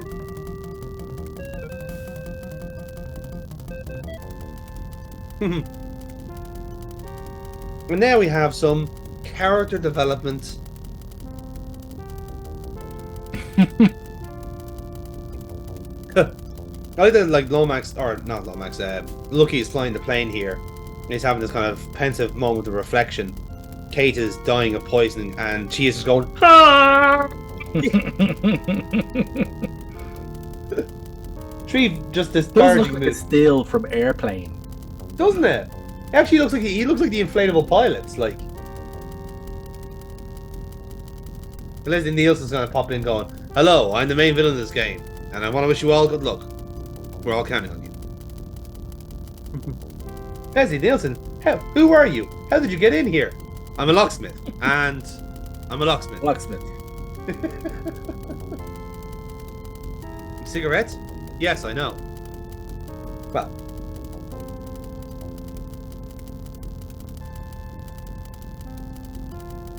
So, I'm sorry, Mrs. Jones, but we would have come earlier, but your husband wasn't dead then.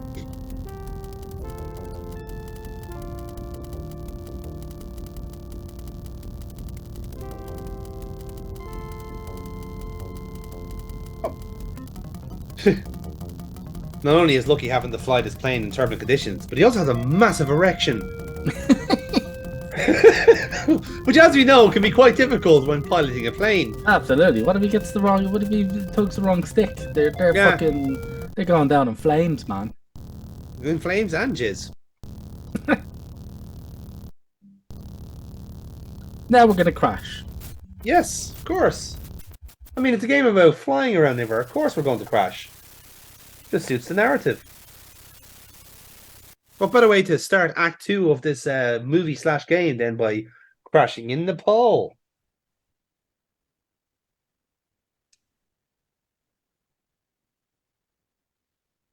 Before the eagle does some cliff diving. Yeah. So they want, let's get her out of the plane before the plane goes off a cliff. Also, let's prop her up against said cliff diving plane. Propped up by the plane on Nepal, where it's -24. Yeah. She should be fine.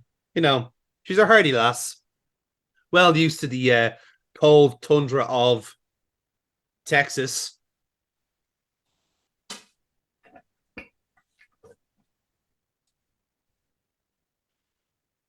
I love that she just like doesn't want to explain his like healing techniques when it's probably just a lot of fucking drugs. Tremendous amount of crack. Essentially, like he has 2 healing pouches, and I'm convinced that both of them are opiates. All of the opiates. All of the time. Blended them together. He gets a real balanced, incredible high. I don't know what's in it, but there's a girl called Poppy who gave them to me. So, you know, you tell me.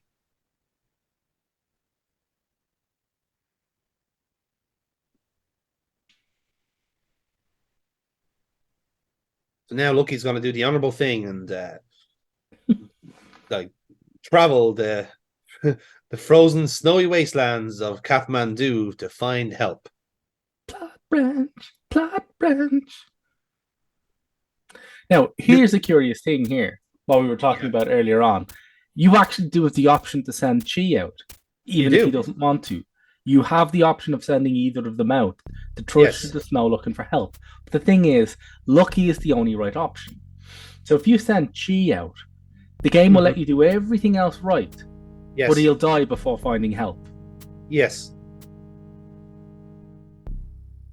I think as well that here's a funny thing when you're talking about inventory management as well.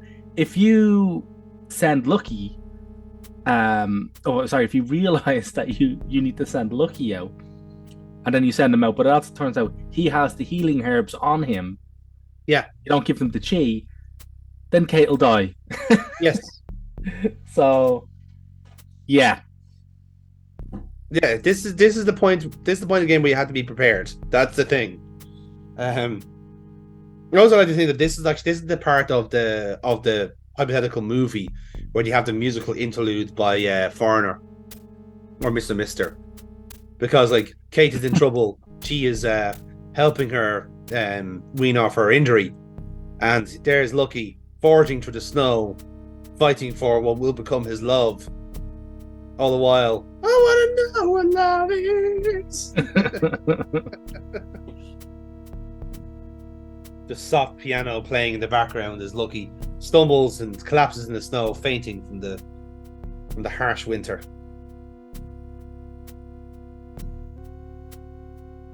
It's heart-wrenching, really, you know?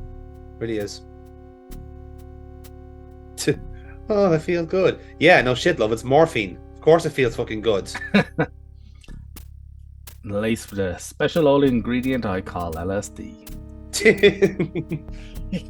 You're speedballing. Interesting. Brave strategy for being on the top of a cliff, Neil.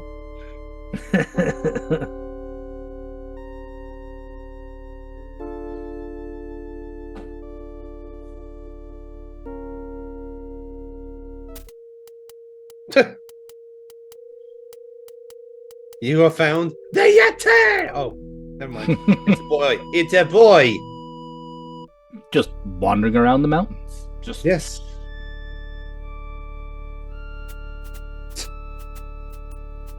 You survived, but you lost $20,000. You're now 20 grand poor. Yes. But don't you just feel richer in here? No, you don't. Not a chance.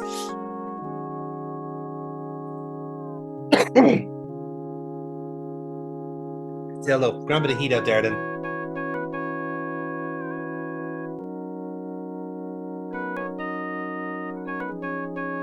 Oh, look at you caring about your friends.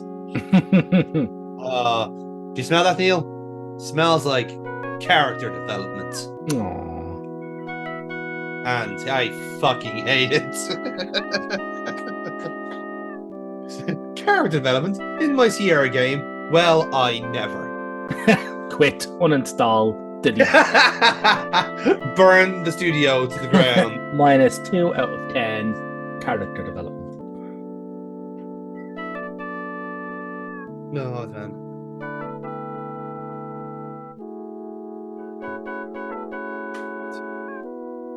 You should have seen me out there, Chi. I kept hearing this really weird 80s love ballad and I collapsed somehow. I'm not sure why. Someone tells me this film was directed by a real sap.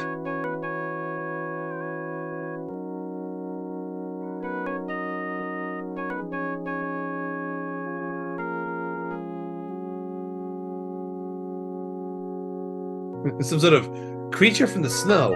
Some sort of snow creature.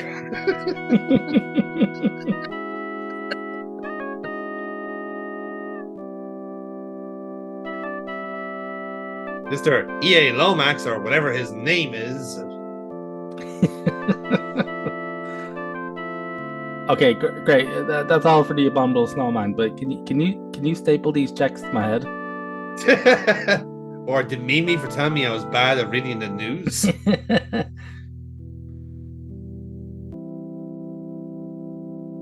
Thank you, narrator, for filling in the blanks for us.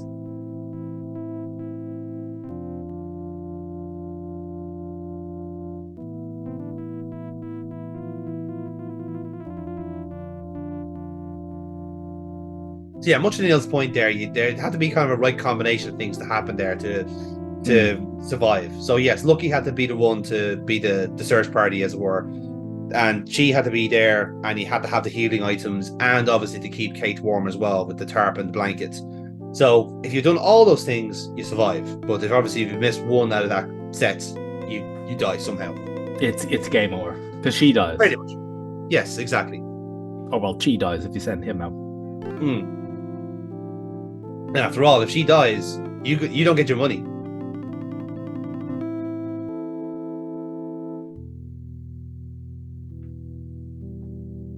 As you see, Emma and Lucky are getting on really, really well. That traditional adversarial relationship that all rescue people have with each other.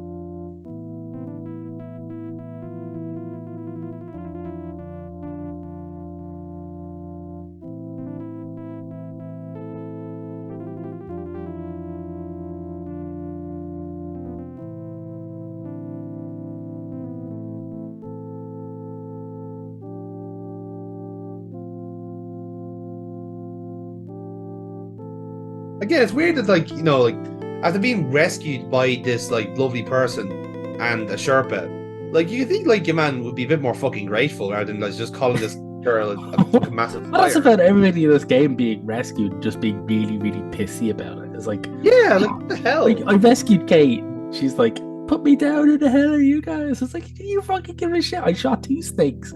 All right, granted, one of the bitches. Sorry about that. And I'm about to fucking load your dumbass into a tank and fucking barrel our way out of here. What are you fucking saying? Put me down. Put me down. What? You're gonna run? You just bit by a fucking snake.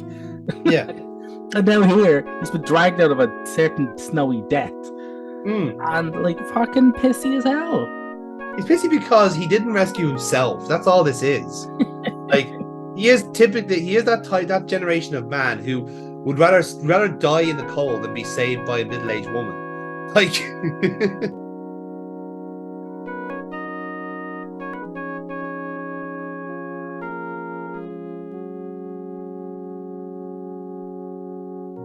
look that she knows these people as well. Like it goes without saying that like being like it like Hong Kong and Kathmandu are right beside each other, as we know, Neil.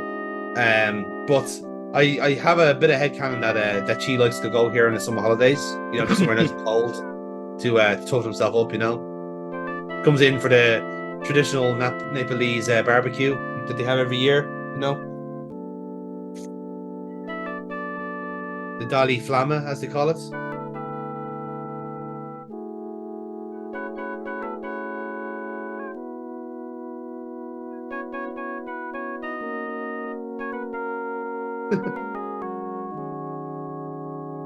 Great. Can we proceed in the game now instead of having arguments with the locals?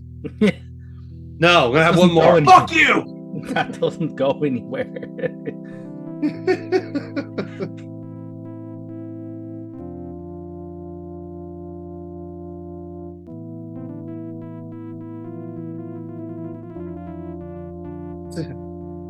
Oh, I'll tell you, if I have to get involved, oh Jesus, you're gonna get a bus such a bollocking.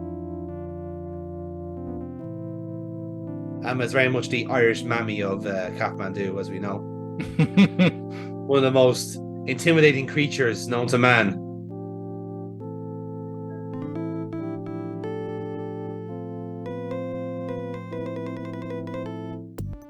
There you go. Welcome to the Kathmandu.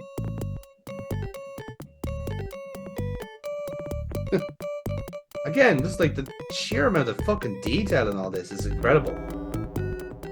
And it isn't just like the actual like ground level that we go to. There's buildings up at the top and on the sides there that we all have to interact with. Like, it's mad.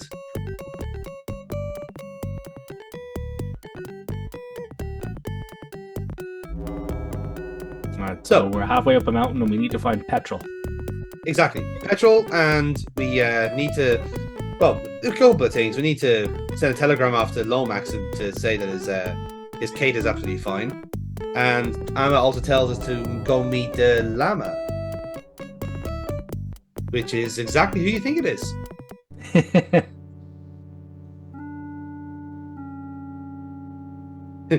Who apparently is doing smoke tricks out the window.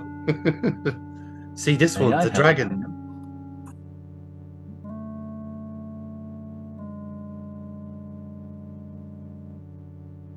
I'd like a llama to ride, yes.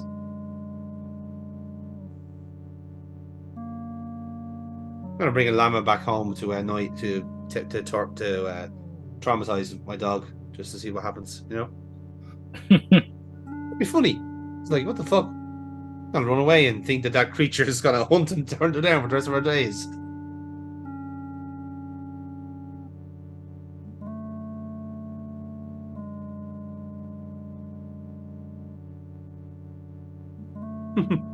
Did that llama being a brainy guy?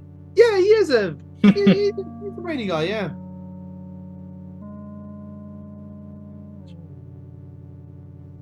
I've been trying to pronounce that name through the entire playthrough, and like, it's one of those ones where like I think I have it, and then when I say it, I know for a fact I'm gonna make myself look like a twat. Llama, not guy. Yeah, Walla Malaja. There we go. Nope, that's probably wrong. Never mind.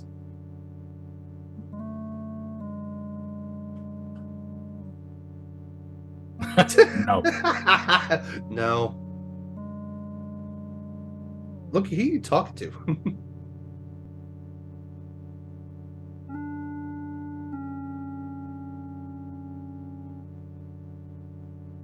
The pigeon froze on his way back home.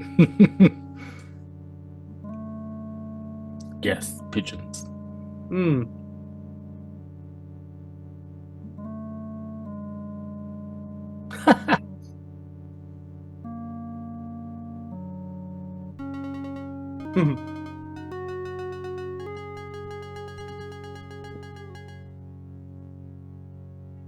So there you go. Just like that, we get to meet the Dalai Lama. And may I say, he's one sassy motherfucker. But all that wisdom, yeah, you gone sass. Because like I said, what we He are also basically doing knows is our asking names him. as well. He does. He hears everything from his tower.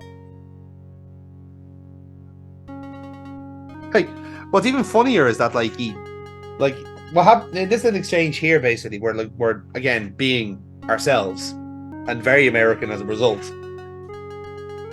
And the Dalai Lama is just basically going like, sure.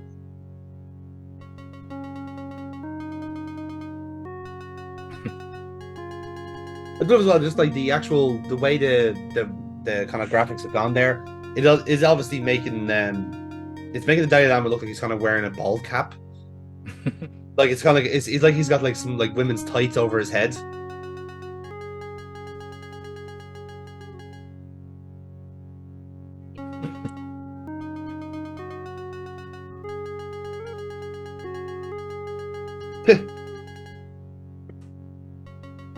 So yeah, he literally just asks. He just ignores us.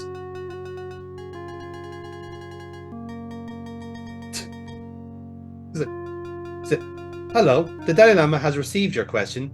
Please return in 3 to 5 working days for an answer.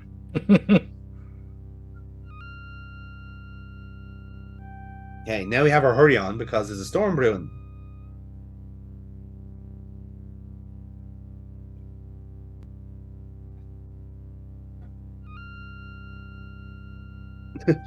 I know that part is irrelevant to the story, but I just want to be right. I just wanted to sound like I was paying attention. I want to prove that I'm good at things.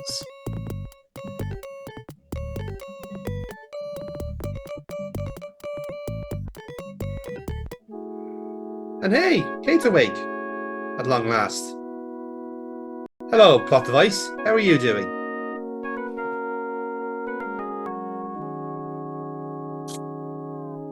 I don't want to get all mushy about this, but you are literally costing me $20,000 a day. Just throwing it out there. So if you can, kind of recover from the whole poisoning of your blood type of thing, I'd really appreciate it.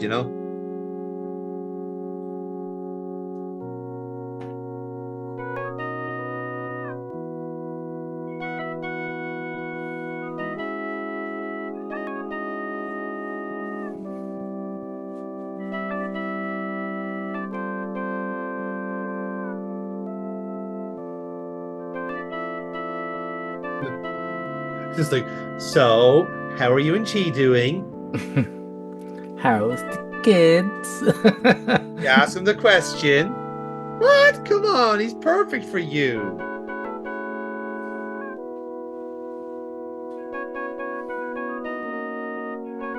Fucking hell. What's everybody who's just been fucking rescued being shitty? Yeah, it's weird. Like I'm reading this, I'm watching this and thinking like, have I missed like a good percentage of this game or something? But like, I'm not deserving of the fucking attitude that I'm getting off Kate, nor does Amma deserve to be fucking getting the lip that she's getting off Lucky. It's very strange.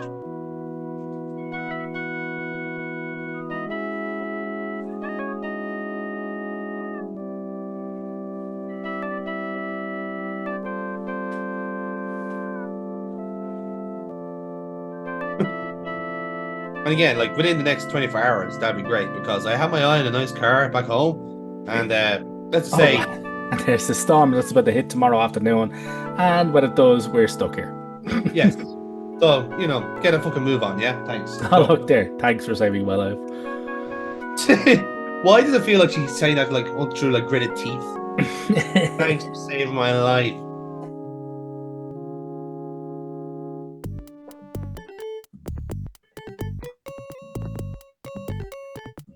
So I suppose it seems like a good time to tell the like fucking roller coaster tycoon himself that his daughter is fine.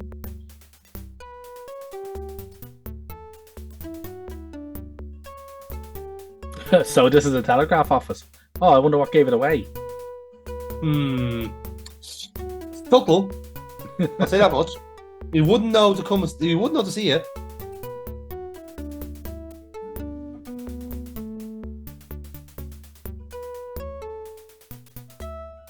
Horses.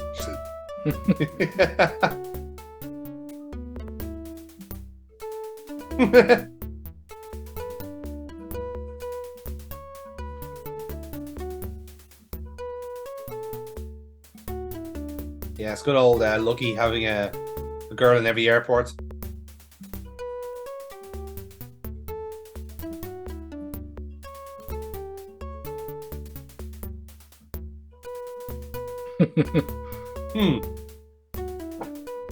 Well, hello. You should read the paper. Ooh. Breaking news from the Kathmandu Times. Yes, we somehow have a paper back up here. Well, they somehow have a telegraph fucking office. Yeah. They have like one investigative journalist and he just like reads out the news on a pedestal. What is it that we give like Jerry a printing press from the 18th century? Look, it keeps him fucking occupied, all right? I mean, you can't say he doesn't go. He does brilliant work, like, come on. Like the way he cracked like fucking President Nixon like that was just brilliant. Like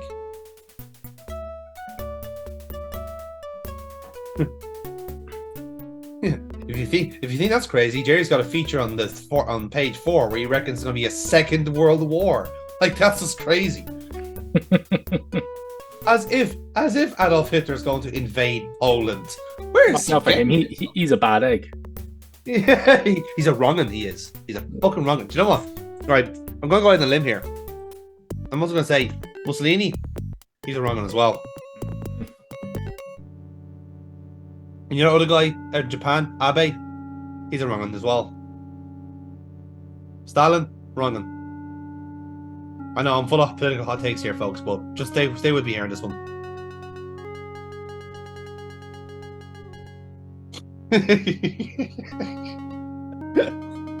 Congratulations. By leaving and coming back, you've learned an important lesson.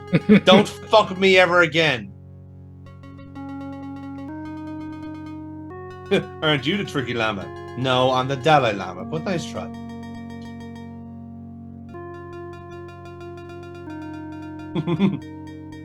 When you lie to me, I give you a 5-minute timeout.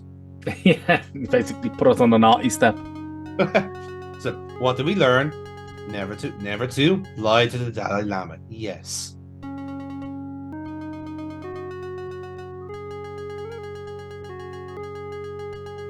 Why me?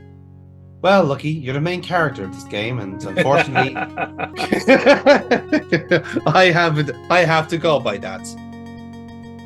I mean, if I had a choice, I probably would have gone for somewhere a bit more centered, like Richard Gere. But we can't win everything,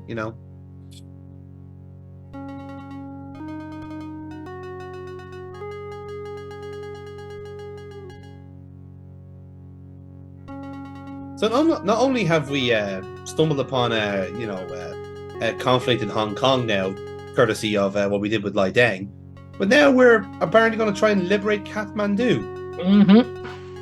Just goes to show you, we really do just go in there and just spread peace everywhere, don't we? We really are American.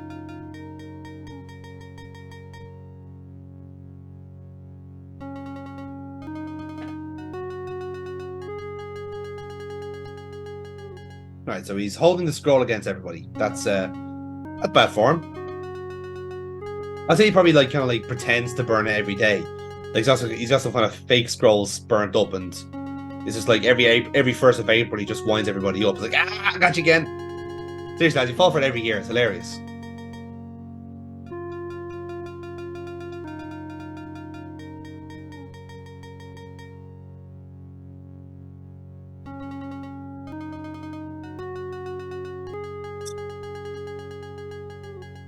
So, I'm sorry, Lucky, but you are actually going to have to be the hero here.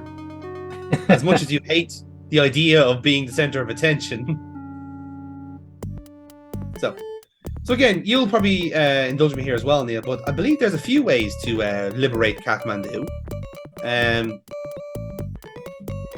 Yeah, there's a number of them, but we still have to wander around and talk to everybody. Yes.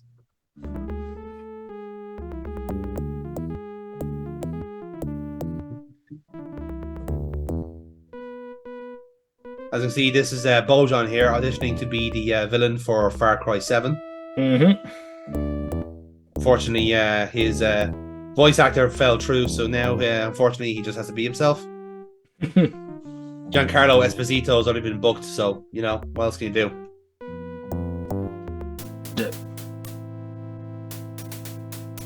Oh, I'm so angry. I'm just going to hold on to these bars politely. Block branch, yeah. So this is basically where Chi would break us out, but no, we're actually gonna go for a different approach here, because it's one thing for having an American and his ninja buddy to help Kathmandu, but really, what is Kathmandu getting out of it? What we should do instead is make them learn something and earn their rebellion themselves.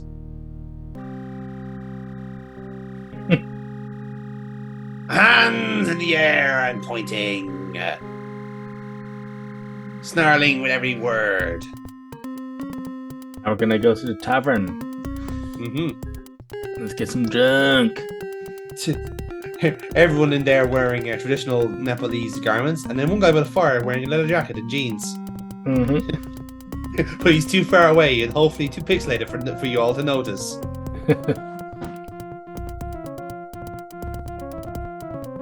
And now here's Squinty Serdar, who's just really sneery and not believing us for a second.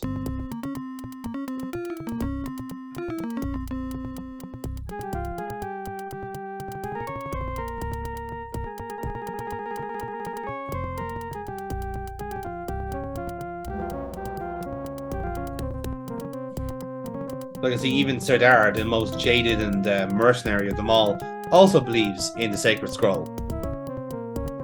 Yeah, so basically we're here to get these people to help us get the Sacred Scroll from Bojan, because if we fuck around, he'll just burn it. So yes, that was the whole thing with the llama there. So if you go in here first without talking to the llama, like it doesn't pan out like that. They don't really help you. Now that we've spoken to them, they will. Yeah, exactly. And again, this is a dialogue puzzle where this can either work out as a no, in that you won't get the help, or if you select the right options, then he will basically take up arms and save the scroll and overthrow the Bojan. But it doesn't seem like he's that keen at the moment.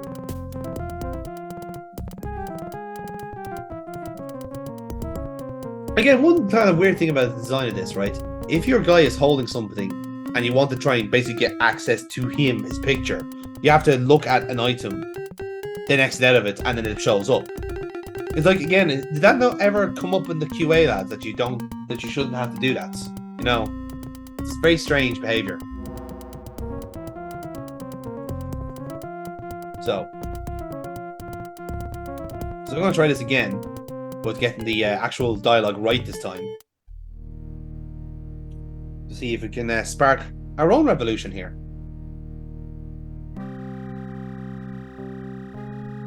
Do you think I could get someone on Etsy to commission that jacket, Neil? I'm asking for a friend.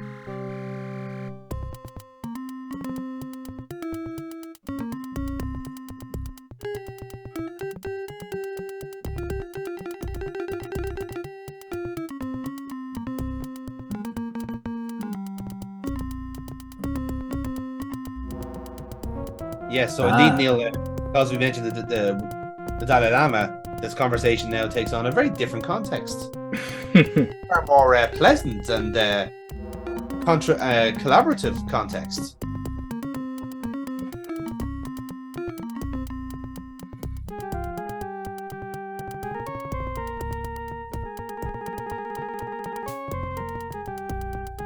like the look he's getting all philosophical with him here to try and get to his level, you know. Gonna hit him in the face with some Jean-Paul Sartre or some shit like that, you know?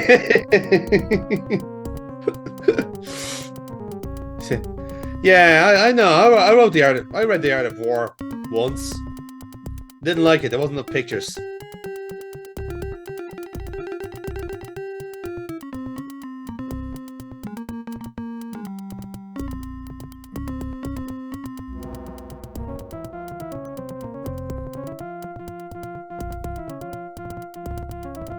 Yes, we have to do this confusion all over again. There we go. You've now armed the local people.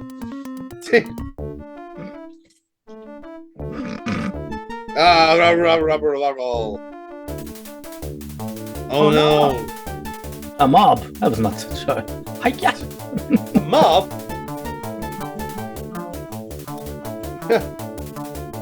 Meanwhile. Well, that was a quick rebellion.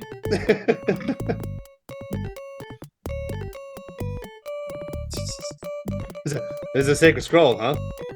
I mean, I'm not sure why it's so sacred. These are just the cheat codes to GTA Vice City. Come on, guys, these are obvious. Up, down, left, right, left, right. L1, L2, R1, R2, infinite health. Come on, guys. Fuck, I thought you were better than this. Okay. Now we have the help of the people to get the plane off the ground. Now we need to find some petrol.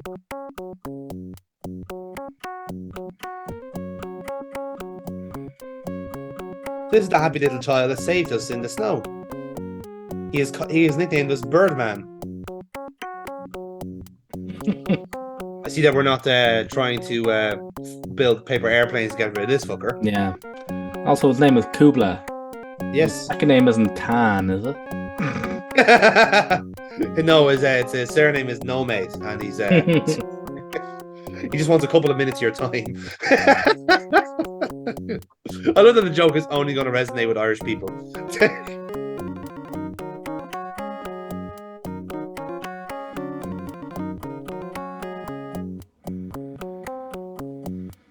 But he wants to leave Kathmandu because his parents are boring.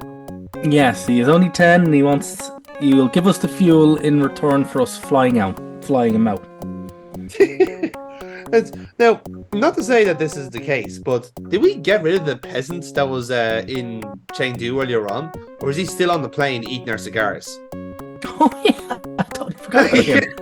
He's just strapped at the back. He's like, guys, I got no clothes anymore. You took the blankets off me for that woman. He's just there with like nipple tassels on going, come on guys, party time, look at all this tobacco. I've eaten all your pancakes. Why are you all looking at me like that?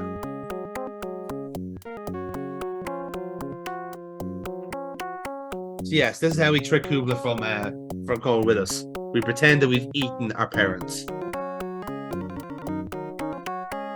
Lucky Masters is quite literally on the same level as Eric Cartman.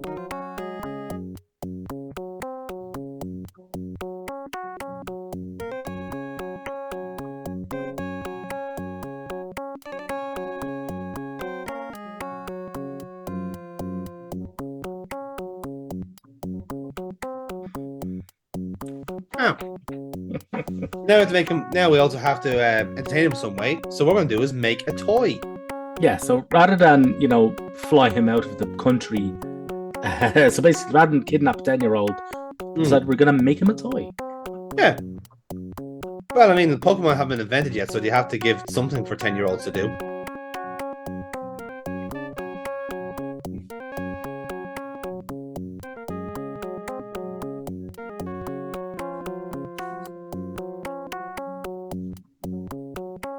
Oh, there's a little graphical glitch there, just where Kubla's sitting there. You notice that? It's like a little, almost like a little fucking backspace just underneath him. It's like, is that meant to happen?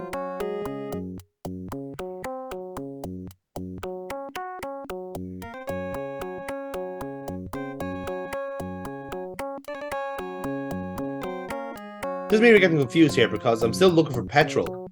So I got the hose, which obviously is to siphon off whatever we have. But I had in my head that we needed an actual petrol tank, which I don't see here in this pile of junk. What he's sitting on.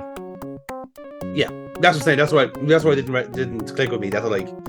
Oh yeah. You've not realised that. You just have to just go back to the plane. It'll be waiting Yeah. for you. Yeah. Exactly. Yeah.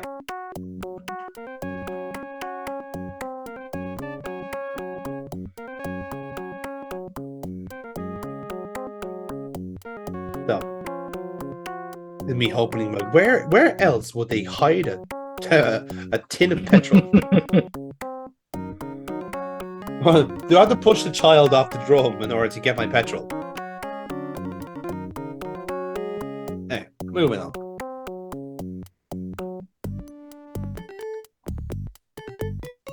So yes, away we go. So now that we have everyone helping us out, this job becomes a lot easier. Look at all 3 happy folk there.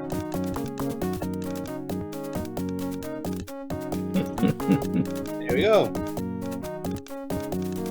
Hope you all enjoy snow. So now, it's starting to come to a head now because we're going to meet Lomax in Istanbul. And now more character development. This time, Lucky is bored looking out the front. Kate Lomax is horny as fuck, and she is snoring his little head off.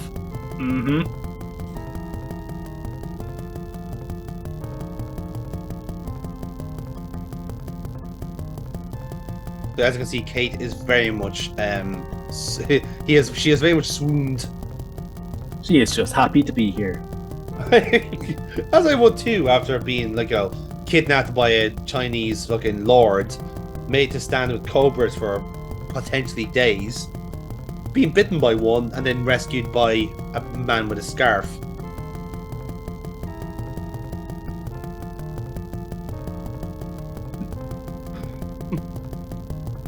No, Kate, it is just you. Oh, now we're getting the thoughts from Lucky's side of the argument. No, she's looking great. Why do you keep staring at me with that psychotic smile? It's probably nothing. Darn perky. Yeah.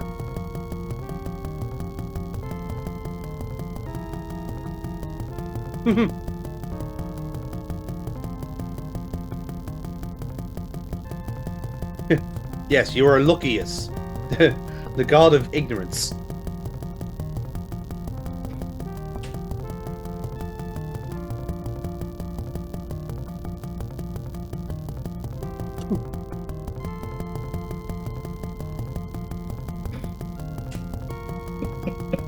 Great, now it's even more humid in here. Thanks, guys. She's gonna suffocate in the sexual tension in the fucking plane. And then we go to Istanbul, a rather underrated location for a point-and-click game. I think the only game I can think of that has Istanbul as location is Broken Sword 3 or 4 actually. Broken Sword 4.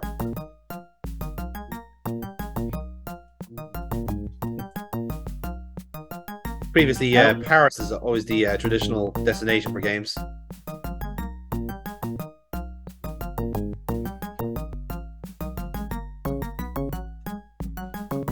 Mr. Masters. Master, if you pay me off, it's fucking tourist money, alright? Go buy yourself a snow globe. So yes, welcome to Istanbul. As you can see, we have loads of planes.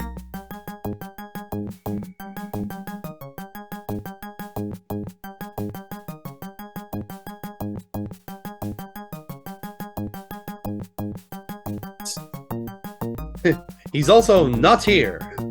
I hope that helps.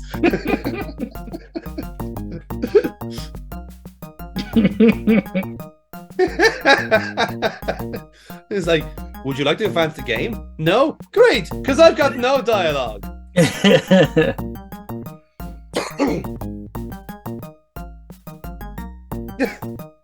wants 50. He wants 75 gallons for $50 and a ride. No, you're good. Thanks. Not for sale. Deal. Wait, what?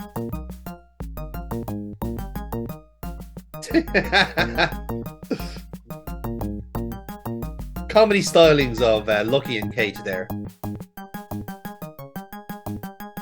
That's a good line. It's gonna be worth at least 100 gallons.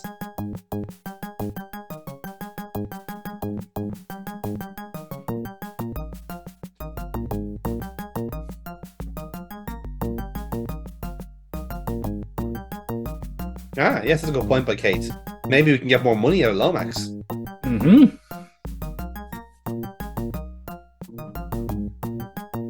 Before he arrives in Istanbul.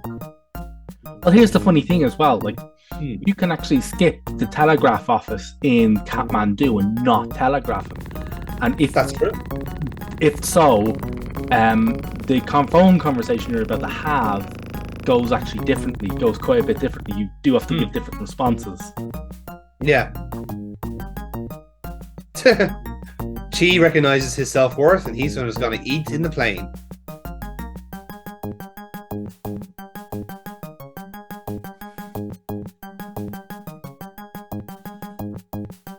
Oh, do we have a little plot point there for Mr. Masters? Maybe he shouldn't have picked Istanbul as a location if this is going to be an issue. Look at the camels. And just going to say this now, folks. You cannot put the camel in Heart of China. I feel terrible saying that, but had to be done.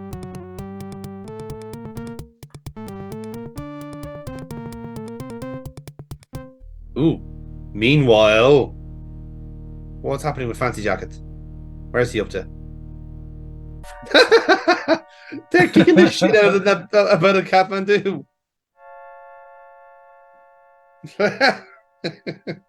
Trail of destruction. Yeah. Kind of, to be fair. No! I swear on my patchy mustache that he's over there.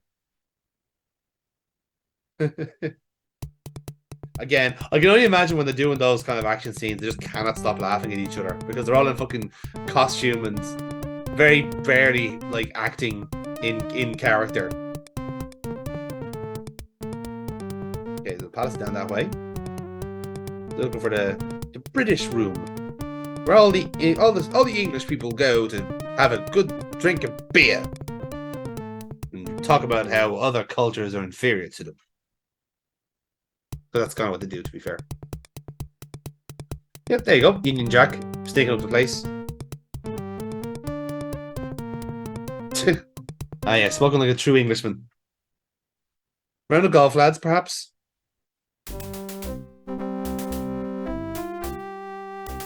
Yep, that's British music.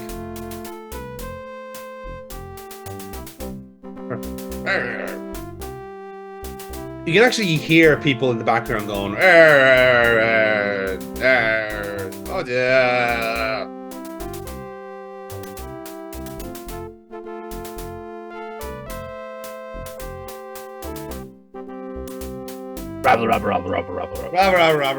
Rabble. Lucky! Yay! We're talking to the British people today. Look at them all there in their khaki. God, they're hideous. Colonial bastards. I have to make check here, but I'm really sure this guy's face has changed like 5 times in this playthrough. Like, it must be it's part of his journey. It's part of his journey. His face geometry changes as he turns into a good guy. Like, genuinely, it looks like he's after getting younger with each fucking photograph. Maybe the game took so long in development that he aged rapidly. And now this is EA Lomax if he was played by Roy Walker. Jumping on a cigar there. Lovely. Yeah, absolutely. Harnessing the spirit of Christopher Walken in that game we played. Wasn't even a sausage to begin, a cigar to begin with, or was it a sausage? I'll let you decide for that, folks. Look, this is actually part of the solution to the game, by the way. You like to get maximum points at the end. You have to like haggle for hazard pay, essentially. Yeah. You cannot do. Well, you can't. You can just not do this. Yeah. Again, I do love even if it's not a Sierra game, it's still got the spirit of Sierra games. It's definitely got the kind of Sierra sort of infection there. Yeah. It's like it's trying to so desperate to be Sierra. It's like, hey, notice us. Look, we're doing Deathman Walking Syndrome too.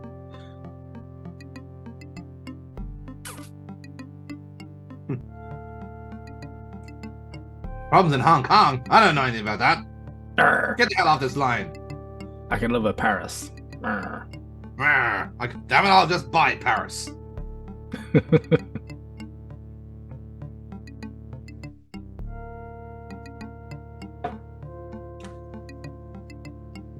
Again, just to kind of express like how rich this man is. Look at those blue tiles he's sitting in, you know? Absolutely. And be aware that like he's negotiating for like the return of his daughter. You know, like daughter, I have 4 of them. I can buy another one. Looks like my daughter got killed in Hong Kong. Buy me a new one. Give me something from the Philippines. I don't know. Damn it, it's the 1920s, man. Any daughter's interchangeable.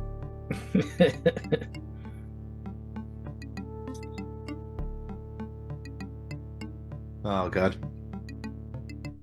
I like to think that all like the British soldiers are like earwigging to this phone call and just kind of oohing in the background like gossips, like oh. Look at that! If you think you're gonna get all that because we've asked them for a car.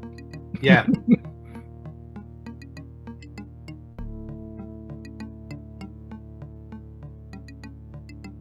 Yes, because what a pilot really needs is a brand new car.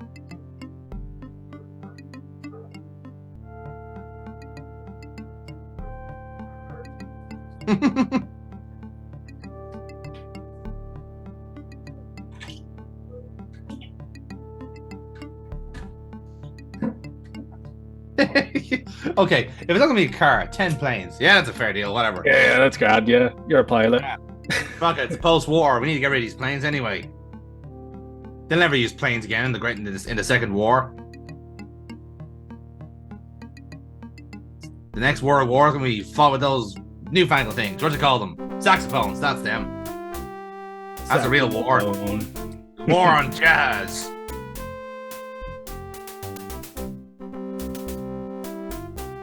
I like that they have all the kind of like the usual scenery for a British pub in Turkey. You know, dartboards, a boar's head, massive axe. Yeah, big fuck off halberd there in the corner. I like that. It sets the ambiance. Mm. Oh, hello. Oh, the fezzes are after us. It's literally the fez. Hello, you the man with the white scarf? Well, I'm the only one here. Must be him. Get him. I'm a white man in a scarf. Does that count? They alternate, to be fair. And now, some groundbreaking work here. We get to play as Kate this time. Oh, another lead character.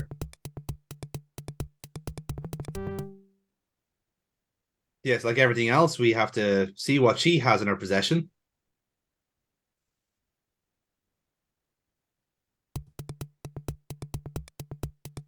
So obviously, with Jake, or rather Lucky, seemingly in the grips of the Turkish police, looks like Kate's gonna have to save herself, basically. Let's see if she can fly a plane there. Yep, sisters are doing it for themselves. Absolutely. Well, I think the sisters can outsmart that child that's there as a fucking Turkish guard. Look at him. They paint that mustache on. That's one hell of a tash now. That's It's just like he's got the smoothest skin in the land. That's why we have him out here, standing guard to surprise people with his rich skin. What's his friend, viewers? The guy who was captured. Yeah, I think that like a few minutes ago. Yeah. Yeah, the guy with the white scarf. Oh, the white guy with the scarf. Yeah, I know him. Yeah, White man with scarf. Oh yes. white man with scarf. Yes, I like that guy. He called me something in your native tongue. What is it? Asshole. Yes, that's what it was. Such a funny guy. We will fuck you up later. Yes. No, we're cutting his tongue out. Yes. You want it back to you? They committed serious crimes against the state and gravely insulted the royal family. Well, that's wonderful. Yes, they did mention a while back.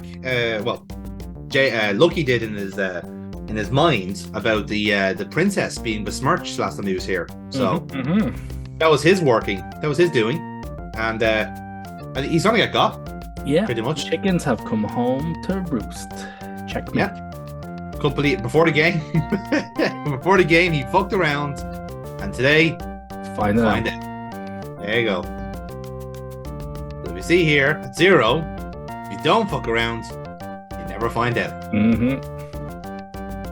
Now he's gonna find out what his own teeth taste like. Surprisingly chewy.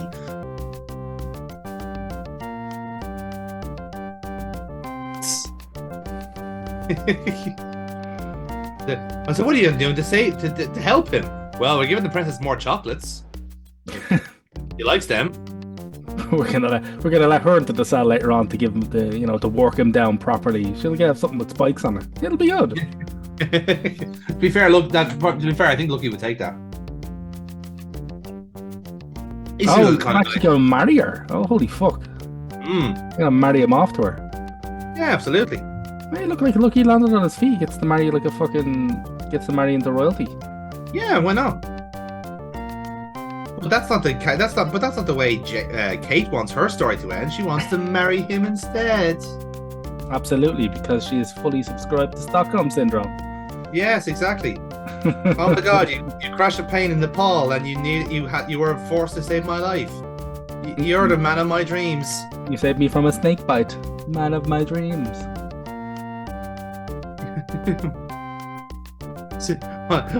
My billionaire father is such an asshole that I just have no point of reference what a good man is. Now we talk to crazy woman on a barn.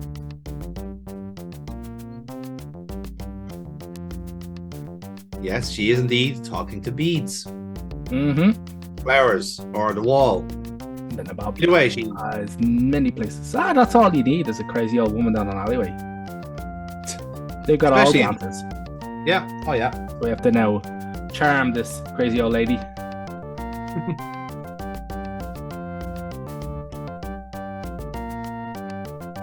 She's got a sleazy sense of humor as well. Which it clearly is going to come in handy for this next part of the game. She'll need a way to go through the bars in the window. So perhaps we come back to this old woman if we need a means of escape.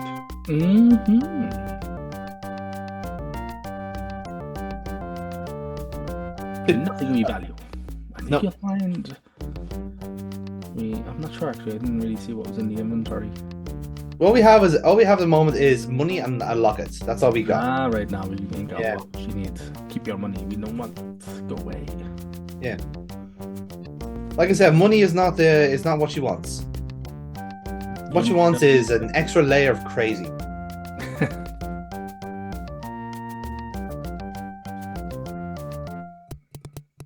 So now we can actually start exploring Istanbul a little bit and seeing what can we do to entice this old woman to break Lucky out of prison. See, there's some lovely camels. I'll tell you something. Fly power. Yeah, oh here, come on, sit on the floor. Come sit on the floor with me. You love it.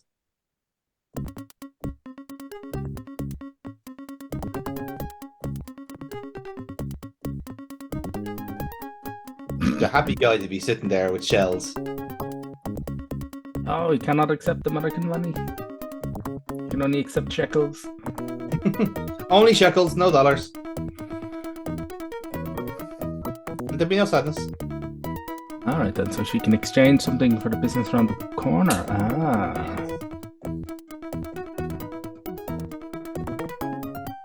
And this will be our means of getting more money to potentially buy something in Istanbul. Again, because the whole premise is now that the old woman has planted that idea in her head that we can create an escape. We can potentially craft the rest of the escape plan. Meanwhile,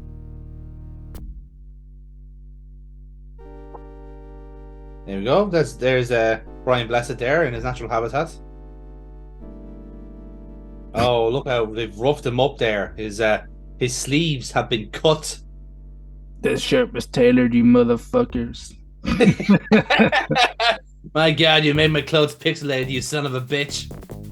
I just had that ironed.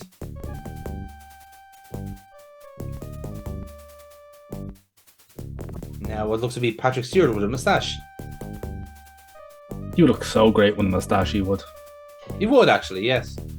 I'm nearly sure he had a moustache in what was that show he did? The spy show. Tinker Tailor? I think he was in. Oh, he wasn't in Tinker Tailor. Patrick Stewart wasn't in Tinker Tailor. He was. Yeah, the TV adaptation, yeah. Oh, the TV adaptation. That's a fucking god-awful-ish movie. Oh God, no. The actual original BBC series he was in it. Ah, right. I'm nearly sure. You think he played like a Russian spy, I think? Which is hilarious because he had like, you know, pretty decent, like, fucking... He had a pretty decent accent on him. God damn, he actually does look good with a mustache. Fucking hell. That's ridiculous. Most people look like a nonce for it, but no, not him. No. Motherfucker, the man can make anything work. Yeah, for 75 shekels.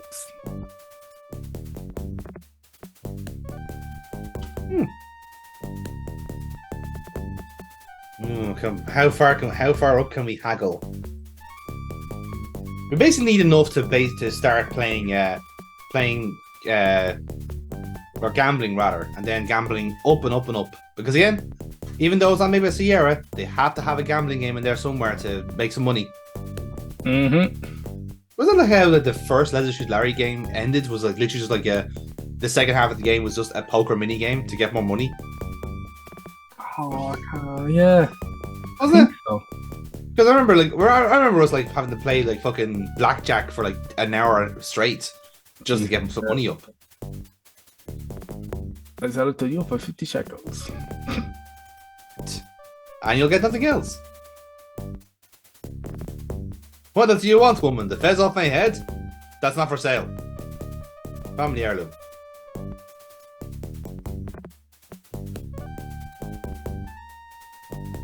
Right then, so again, now we have a hacksaw, so it means to we can cut the bars, but again we need something else. We need two different things to craft this escape.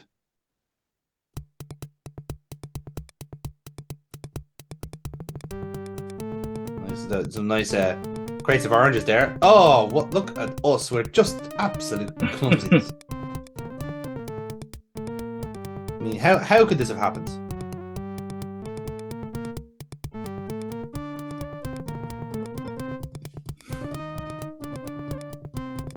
Well, aren't you a gentleman, Hakim?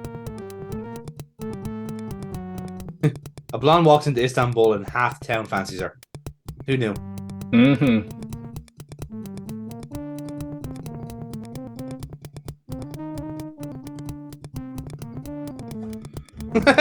It's like you are literally a gift from God, sir. I mean, here, Kate, I'll take it.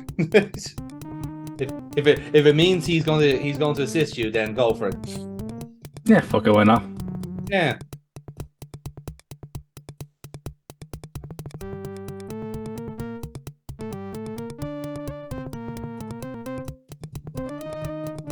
Well, the crates must have been really fucking delicate if they were able to topple over that quickly.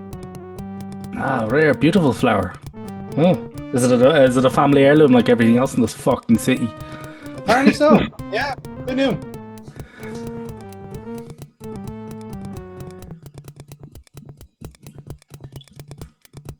But of course, if it's a flower that Kate gets here, then that means we can give it to the crazy old lady because she was talking to flowers. Mm-hmm. Crazy old lady was talking to her pretties. Yes. Was to her little pansies. And here we are being a little pansy for Lucky himself. Looks like it's thematically consistent. There you go now. So that's our first thing we need. And again, it's hilarious that like we have to put it in inventory before we leave, or we'll just drop it on the floor. Yeah. Yeah. I'm slightly annoyed that this guy isn't kind of acting like a used car salesman. It's like, oh yes, look at this camel, all 4 legs and very little mileage. Comes with its own hump.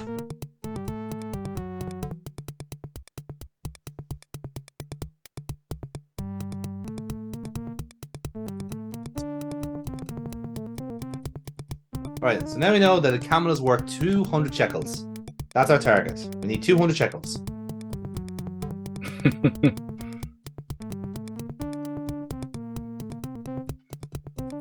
And like, make sure it's a good camel as well. Not like one of those fucking cheap horses you just put a hump on, you know? Or a painted donkey. How did you know about our camel forging services? Get out of here. I sell it for 50 shekels. You put the price up when they know it's a forgery? Yes. I never said I was a good businessman. I just said I was here. Right then. Here we go now. So now we're starting off with 55, and our master plan is get to basically quadruple our money in this time. And yes, this is an honest game of chance. We just have to keep doing this until we have enough. So Neil, I hope you came packed with talking points because we could be here a while. Have you ever hidden your pee before, Neil? Ever seen a grown man naked, Jimmy? Ever seen a grown man naked?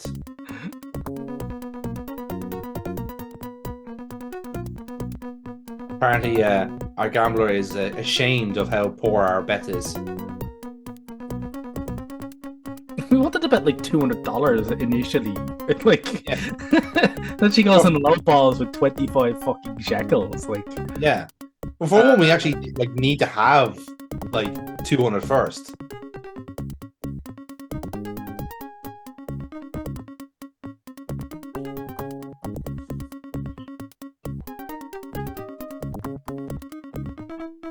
Again, the hilarious thing is that if we lose this bet, we're out.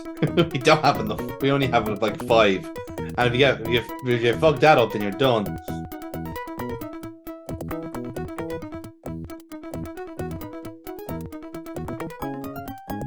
Hey, I don't know if that's like the actual speed of the game initially, or because it's like, you know, faster computers mean faster processes. I don't know. Either way, if that's the case, then this game is on hard mode.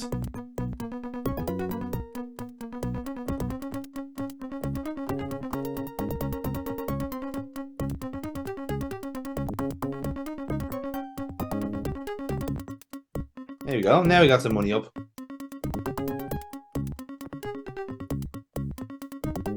Now we're getting serious now. Up to 40. Oop. You are muted, Neil. I didn't have to hear it. I didn't have to hear you mute that to know what you said there.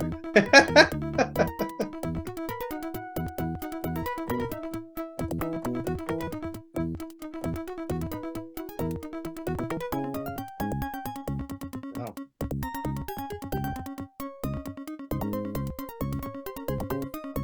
fucking hell. There we go. Yeah. All your microphone needed was an expletive. That's all it was. Yeah, I just needed to fucking swear at it. Now we're going to 100. So what happens now is the gambler starts shaking things up a bit. He starts talking to you during it. Oh, you shit talking us, motherfucker. Oh, look at that little switcheroo at the end. Isn't he a little fucker?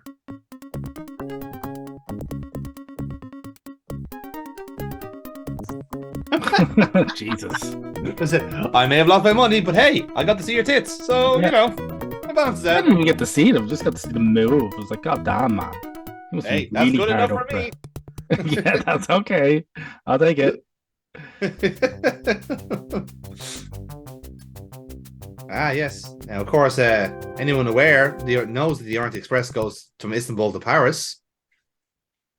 Can you tell what the final level of the game is yet, Neil? What did you tell your man that we were gonna meet We're him gonna in Paris? catch a train. Doing the checkout. No money. Free gourd. Ooh, free gourd. I mean, like, geez, I wouldn't say no to a free gourd, would you?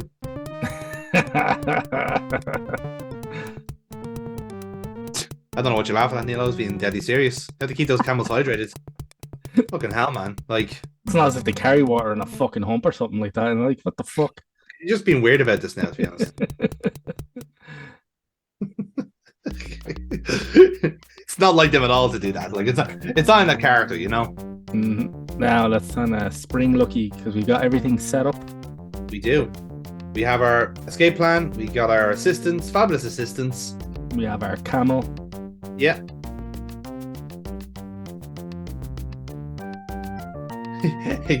Again, she's so crazy. She said both of her names as some sort of like medication. Catalogue. Catalomax.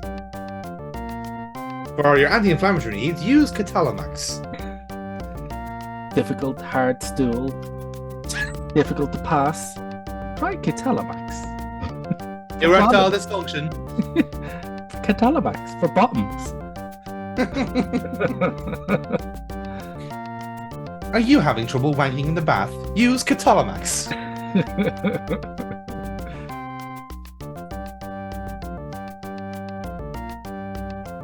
My pretties, Jesus. Yeah. Somebody's been reading their Tolkien. Well, I mean, they are very precious flowers, to be fair. Very precious. There's the one crocus to rule them all. Pretty.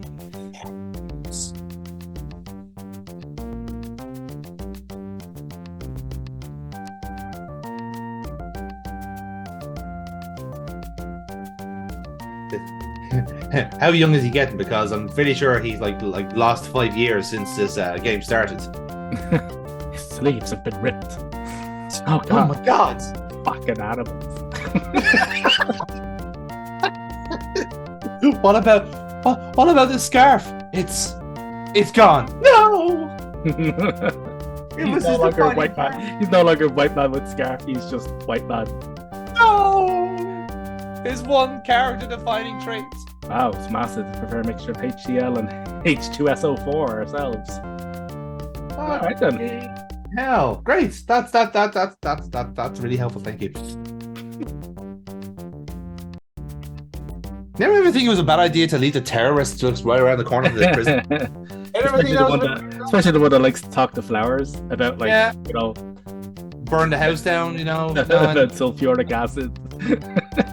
I never thought that was a bit weird, no.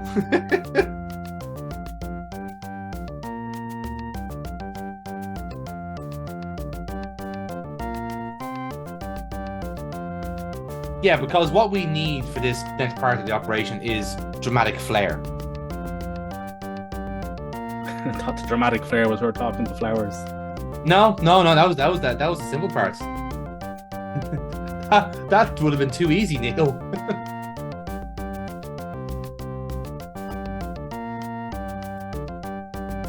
It's got hooves. What more do you want?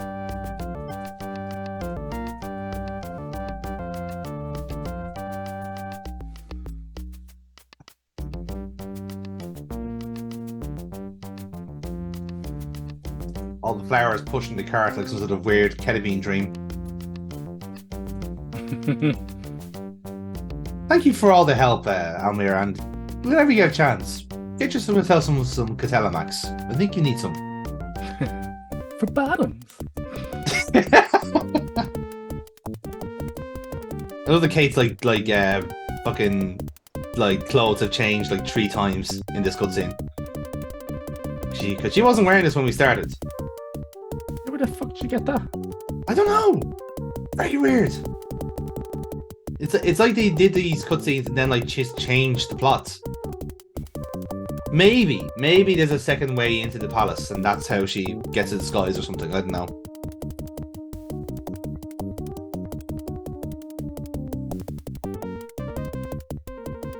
Yes, now we're doing the movie cliche of scolding the main character before he gets his escape. Yeah, like, for once I'm actually a bit lucky on this. It's like you do realize time is of the essence here, and I'm chained up. You know, you're in the middle of a jailbreak. Now is not the time to stop to chastise me about something that happened before we even met. Okay. Yeah.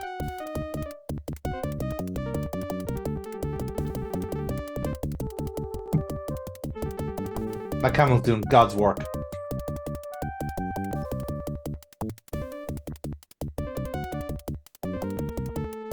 Aw, isn't that nice? Look at us disrupting the local economy like this. You give a man a camel, and he'll travel the desert. You give a boy a camel, and he'll sell it for Pokemon cards.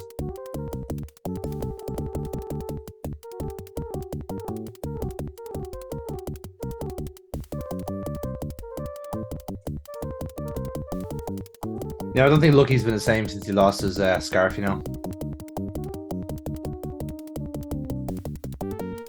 He's just a different man now. Yeah, he's now just white man. White man with camel. He's lost his hero armor, his antagonist armor. This is Kate's Gate now, and she don't need no scarf. She don't need no mane. She don't need no scarf.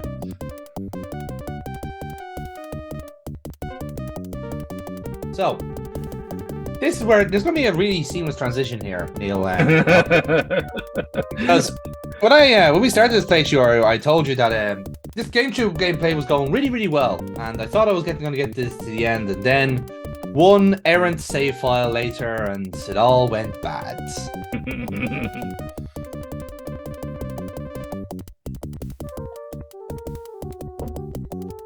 That save file is a putrid indiscretion. Yes.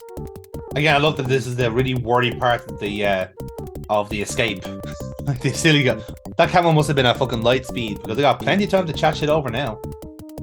Yeah, I was about to say, I was like, it's not really the pulse-pounding escape from fucking prison that I was kind of thinking. I sit here and chat absolute shit.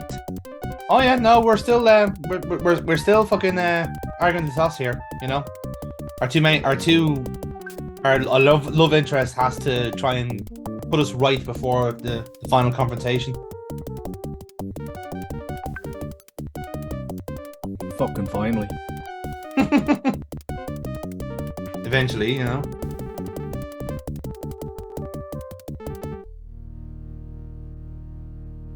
Meanwhile, and what's happening in the palace?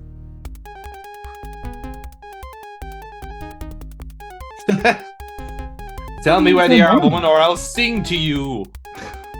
I shall start time to. Did she hang around the same spot after we saw through the fucking bars of the prison? She just this is a bit sketch. I'll just stay here. You know, I'll just stay here and claim I didn't know anything. Well, yeah, I mean that's where our flowers. Oh no, our plane blew up. Genghis Khan is here. and Sexy Jacket is here. Fuck, we're doomed. Now, here comes the bullshit. Right? So we've got people running at us here.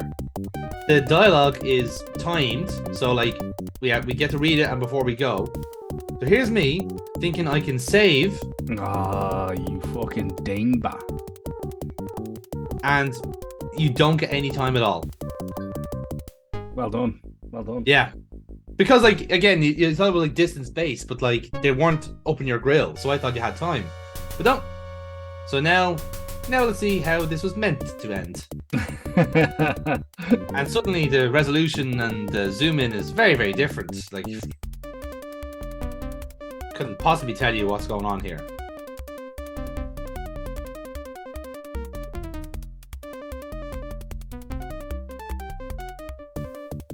Harvey Birdman is here. Holy shit! So yes, now we're going to hitch a ride with the Orient Express, Ticket, please. which thankfully we do have.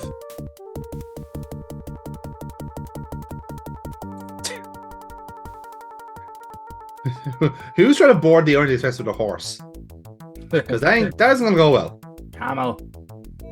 The hump fell off, I know, but we'll sellotape it back on. It's a camel. I don't know, man. That's a really horse-shaped looking camel. Oh yeah, we get to play. You get to pick which one we play as now for the final one. For the final battle, yes. Mm-hmm. Blood branch.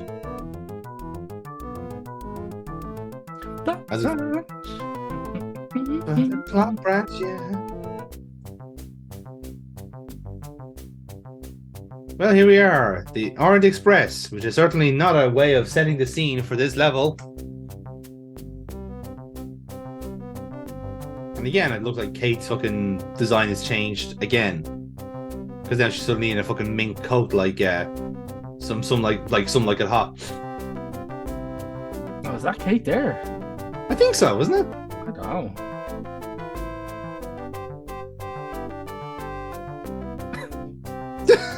You know what I've been through. Also, welcome to the rest of your life. If you want, you're the one that saved us from the princess. Just saying.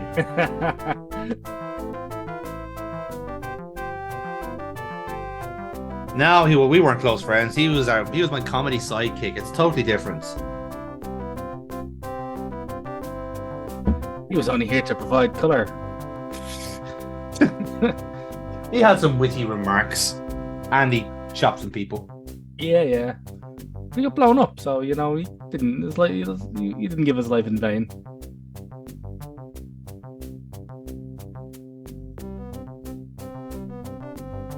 I get the feeling this is the drink talking here rather than Lucky. You got an ass that just won't quit. My God, your lips are just, oh my God, they're just lips everywhere. Lips.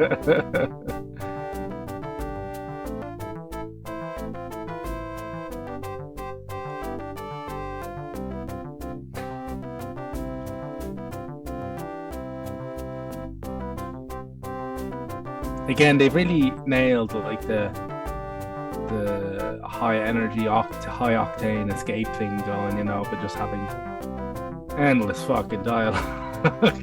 Not even endless dialogue, but like, why won't you fuck me dialogue? It's like, as I complain to you endlessly about every part of your anatomy and what you've done in the past, and the fact that you're constantly getting pissed right now. Yeah, it's just like, it's not a will they, won't they? It's a why won't you just get on with it?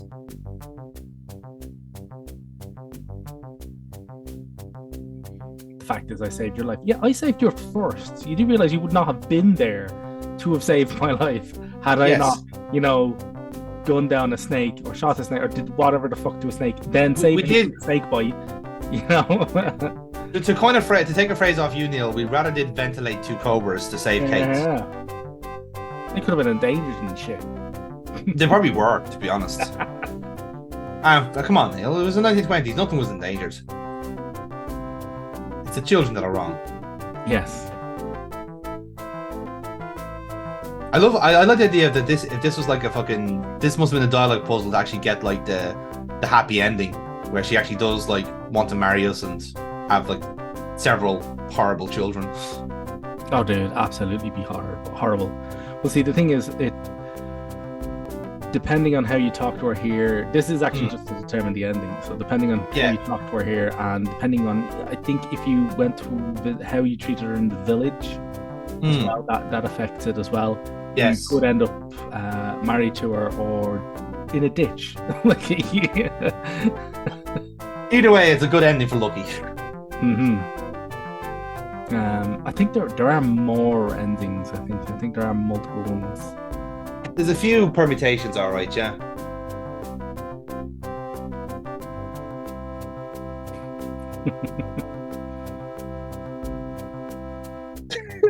It's like, is this how Lucky like works through his issues, by just bitching and complaining about women for half an hour? To a woman, the only woman in the carriage, like. Like even the concierge in the next car is going, Jesus, this guy's fucking weird. Oh, sexy jackets here. Here we go. Now we got final confrontation on top of a train.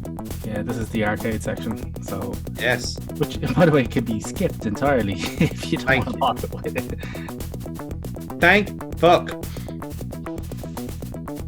That is someone that those are people recognizing that the arcade segments they made were terrible, but that's not what matters.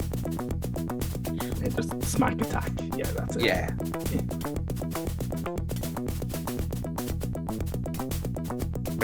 It's I'm quaking in my boots now. I don't know about you. Obviously, you have to keep that ferocity gauge so high because it matters a lot in the gameplay, you know. Oh, duck. Oh, tunnel. Yeah, we had to duck there, otherwise then we were gonna get killed. Hilarious. Duck again. Oh.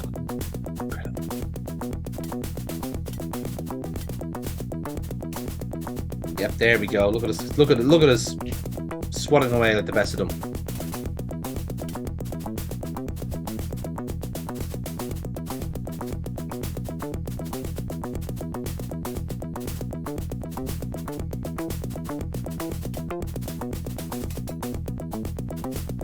Like I said, it's really pulse pounding finale, isn't it? It's just actually a lot more pulse pounding than the previous fucking escape where we had to talk to a goddamn fucking I think what the capital down there. Yeah.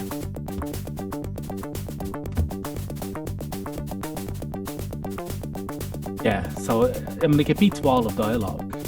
I suppose anything can be better than Wall of Dialogue, to be fair. Well, it depends on the Wall of Dialogue. It's just you know. There is something very just wonderful about having a sword fight in the middle of a train. It's like, yeah, it's an action set piece. Here we go. This is what the people came to see. Again, it's done the samurai cop thing where like it's not like the actual boss of the gang is not the main villain. It's the sub commander. He's the one you're gonna battle at the end. Yeah, it's him. Yeah, he's the guy. He's the one with the fancy jacket. You know it's gonna be him.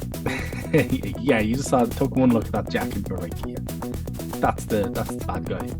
Yeah, it's all in the design. You know, like we know that Lucky is the main character because he has a white scarf, and we know that guy is the villain because he's got a black leather jacket. You see, light and dark scarf and jacket, they're complementary, yin and yang, because it's in Hong Kong. It all makes sense. I can't worry too much about this game. That's because you invested hours into playing it. Completely fuck your save. Completely fuck it in the end, yeah. Also, your one save. What were you doing playing a game like this with one save? You can't. I was tired, all right. I was being stupid. I'm just blaming you for that. No, that was a me problem. I fully accept that. 100% accept that. Fucking hell. Like here's me. The fact that I was actually so like engrossed and engaged in game. I was like, yeah, I can get this all done in one sitting, without realizing, oh yeah, this is a Sierra game in the 90s. Why was they expecting it to be working perfectly? Oh, we're moving now. Oh, we move on to a different carriage.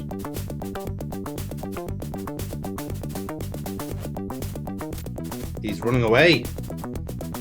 It's almost like he's retreating.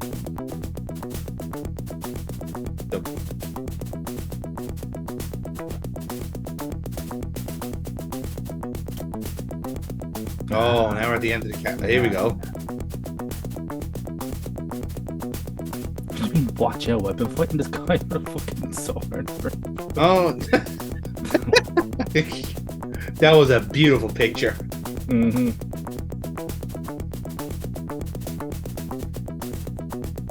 Oh no. Here comes the dramatic end of the movie. Will Brendan Fraser's character survive for the next movie he's in? And yes, the trick was to retreat and let Tong die a natural death.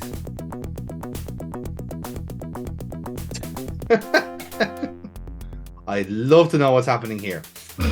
Yeah, that's not the best. How did it blow up? I don't know. It just did. Did we put any? There was no explosives on the train. In fact, if anything, it got disconnected, so it should be going slower. Yeah. So, like, He actually just grind to a halt and go. yeah, you should just Oh, go hang on a into second. It's like kind of like that joke in Family Guy where like the horse and carriage fall off the track and the carriage blows up and then the horse blows up then as well. Oh god. Seriously, this isn't the same actor the entire time. He's fucking changed Yeah, like I three was going to times. say that he really looks very different there in that one. Yeah. Maybe it's the costume as well that's throwing me off because like suddenly there's like, you know, he's now in fucking suspenders and ties. Like, when did you get a fucking tie? Who's buying you clothes? There as well. That's Yeah. a different actor from the last guy. The last guy had like repulsively curly hair. Like, that Yeah. guy- It's like we're playing through Discworld at the moment on he's Monday gonna night. He's stiffing us on the planes. Oh. Oh no. No, not American Winston Churchill. How could you do that? You're just as bad as the regular Winston Churchill. Oh, future husband. Oh, we're actually getting married. We did go the golden route. There you go. As if there was any doubt, Neil.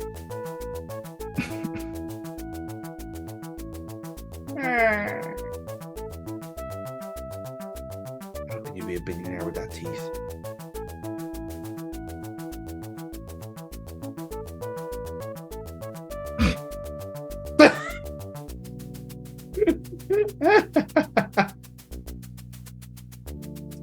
Who's the other guy in the background? He hasn't been dealt with at all.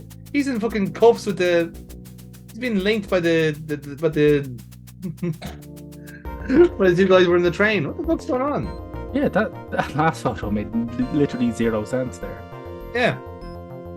And now Kate has suddenly been shrunk as we move to Paris. Mm-hmm. Oh, knock, knock. Oh, who could this be? Who could this possibly be, Neil? It could be anybody.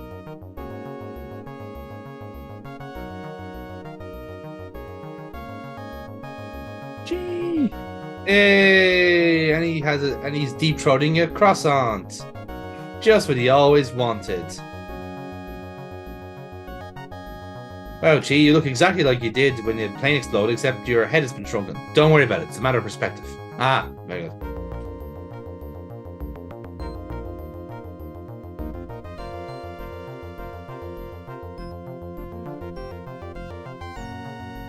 Yes, this is like, such a he's not even remotely angry with the fact that he just left him. in Istanbul. Yeah. But clearly he was on the train the entire time.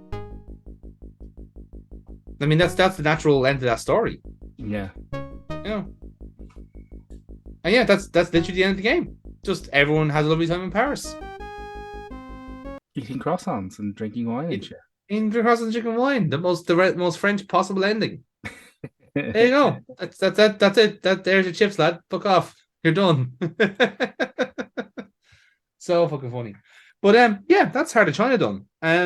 Like again, speaking of someone who actually played the majority of it, and again I do say the majority, not really that bad game. It was actually good for what it was, like, because as with everything, Sierra games are always kind of relative, you know. So when you actually do get a genuinely good game, it's kind of like it's always a case of least worse. But I think this one was actually quite good.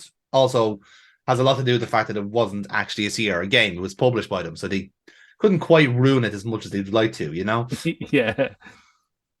But at least like there were at least like notions of like making it user friendly, like skipping the arcade segments because you know they're a bit naff, and you know, the dialogue trees giving you different endings. Like there's actually some quite good thought into it. And again, we try and remember here that we're dealing with like what was it, 1991 was this game? 1991, yeah.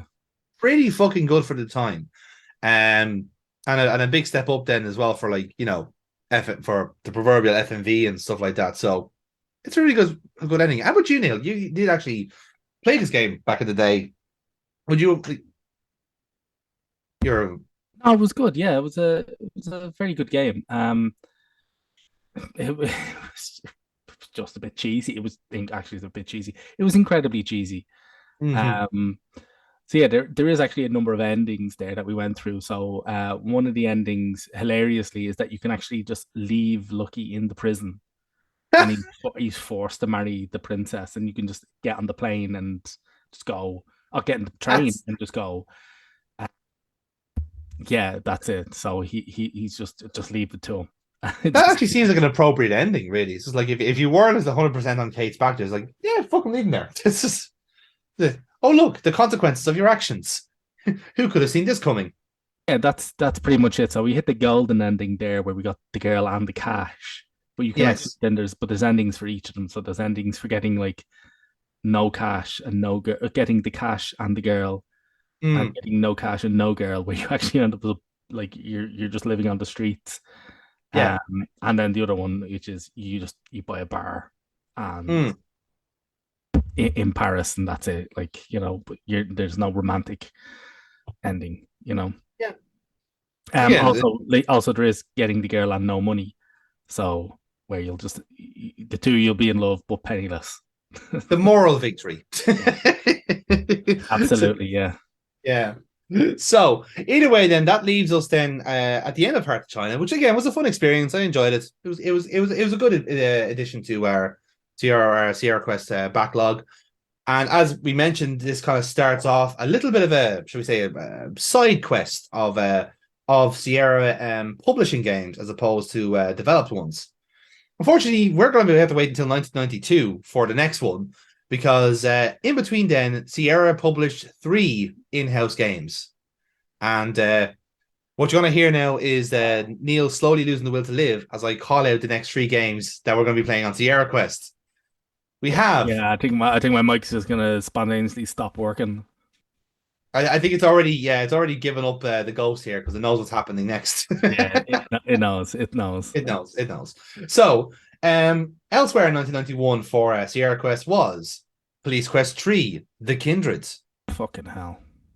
You have Space Quest 4, Roger Wilco and the Time Rippers. And next on SierraQuest, Leisure Suit Larry 5. Oh, bollocks.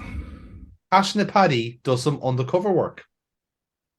So, we will explain more about why there is no such thing as Leisure Suit Larry 4 when we continue this. But yes, unfortunately, we are talking sleaze again for this one. The fucking Harvey Weinstein wannabe is back being the main character of his own game. So we are going to jump in at that point and see what's happening with the slimy little fucker. But until then, that's been Heart of China. We have been SierraQuest. And we'll see you next time. Because you died.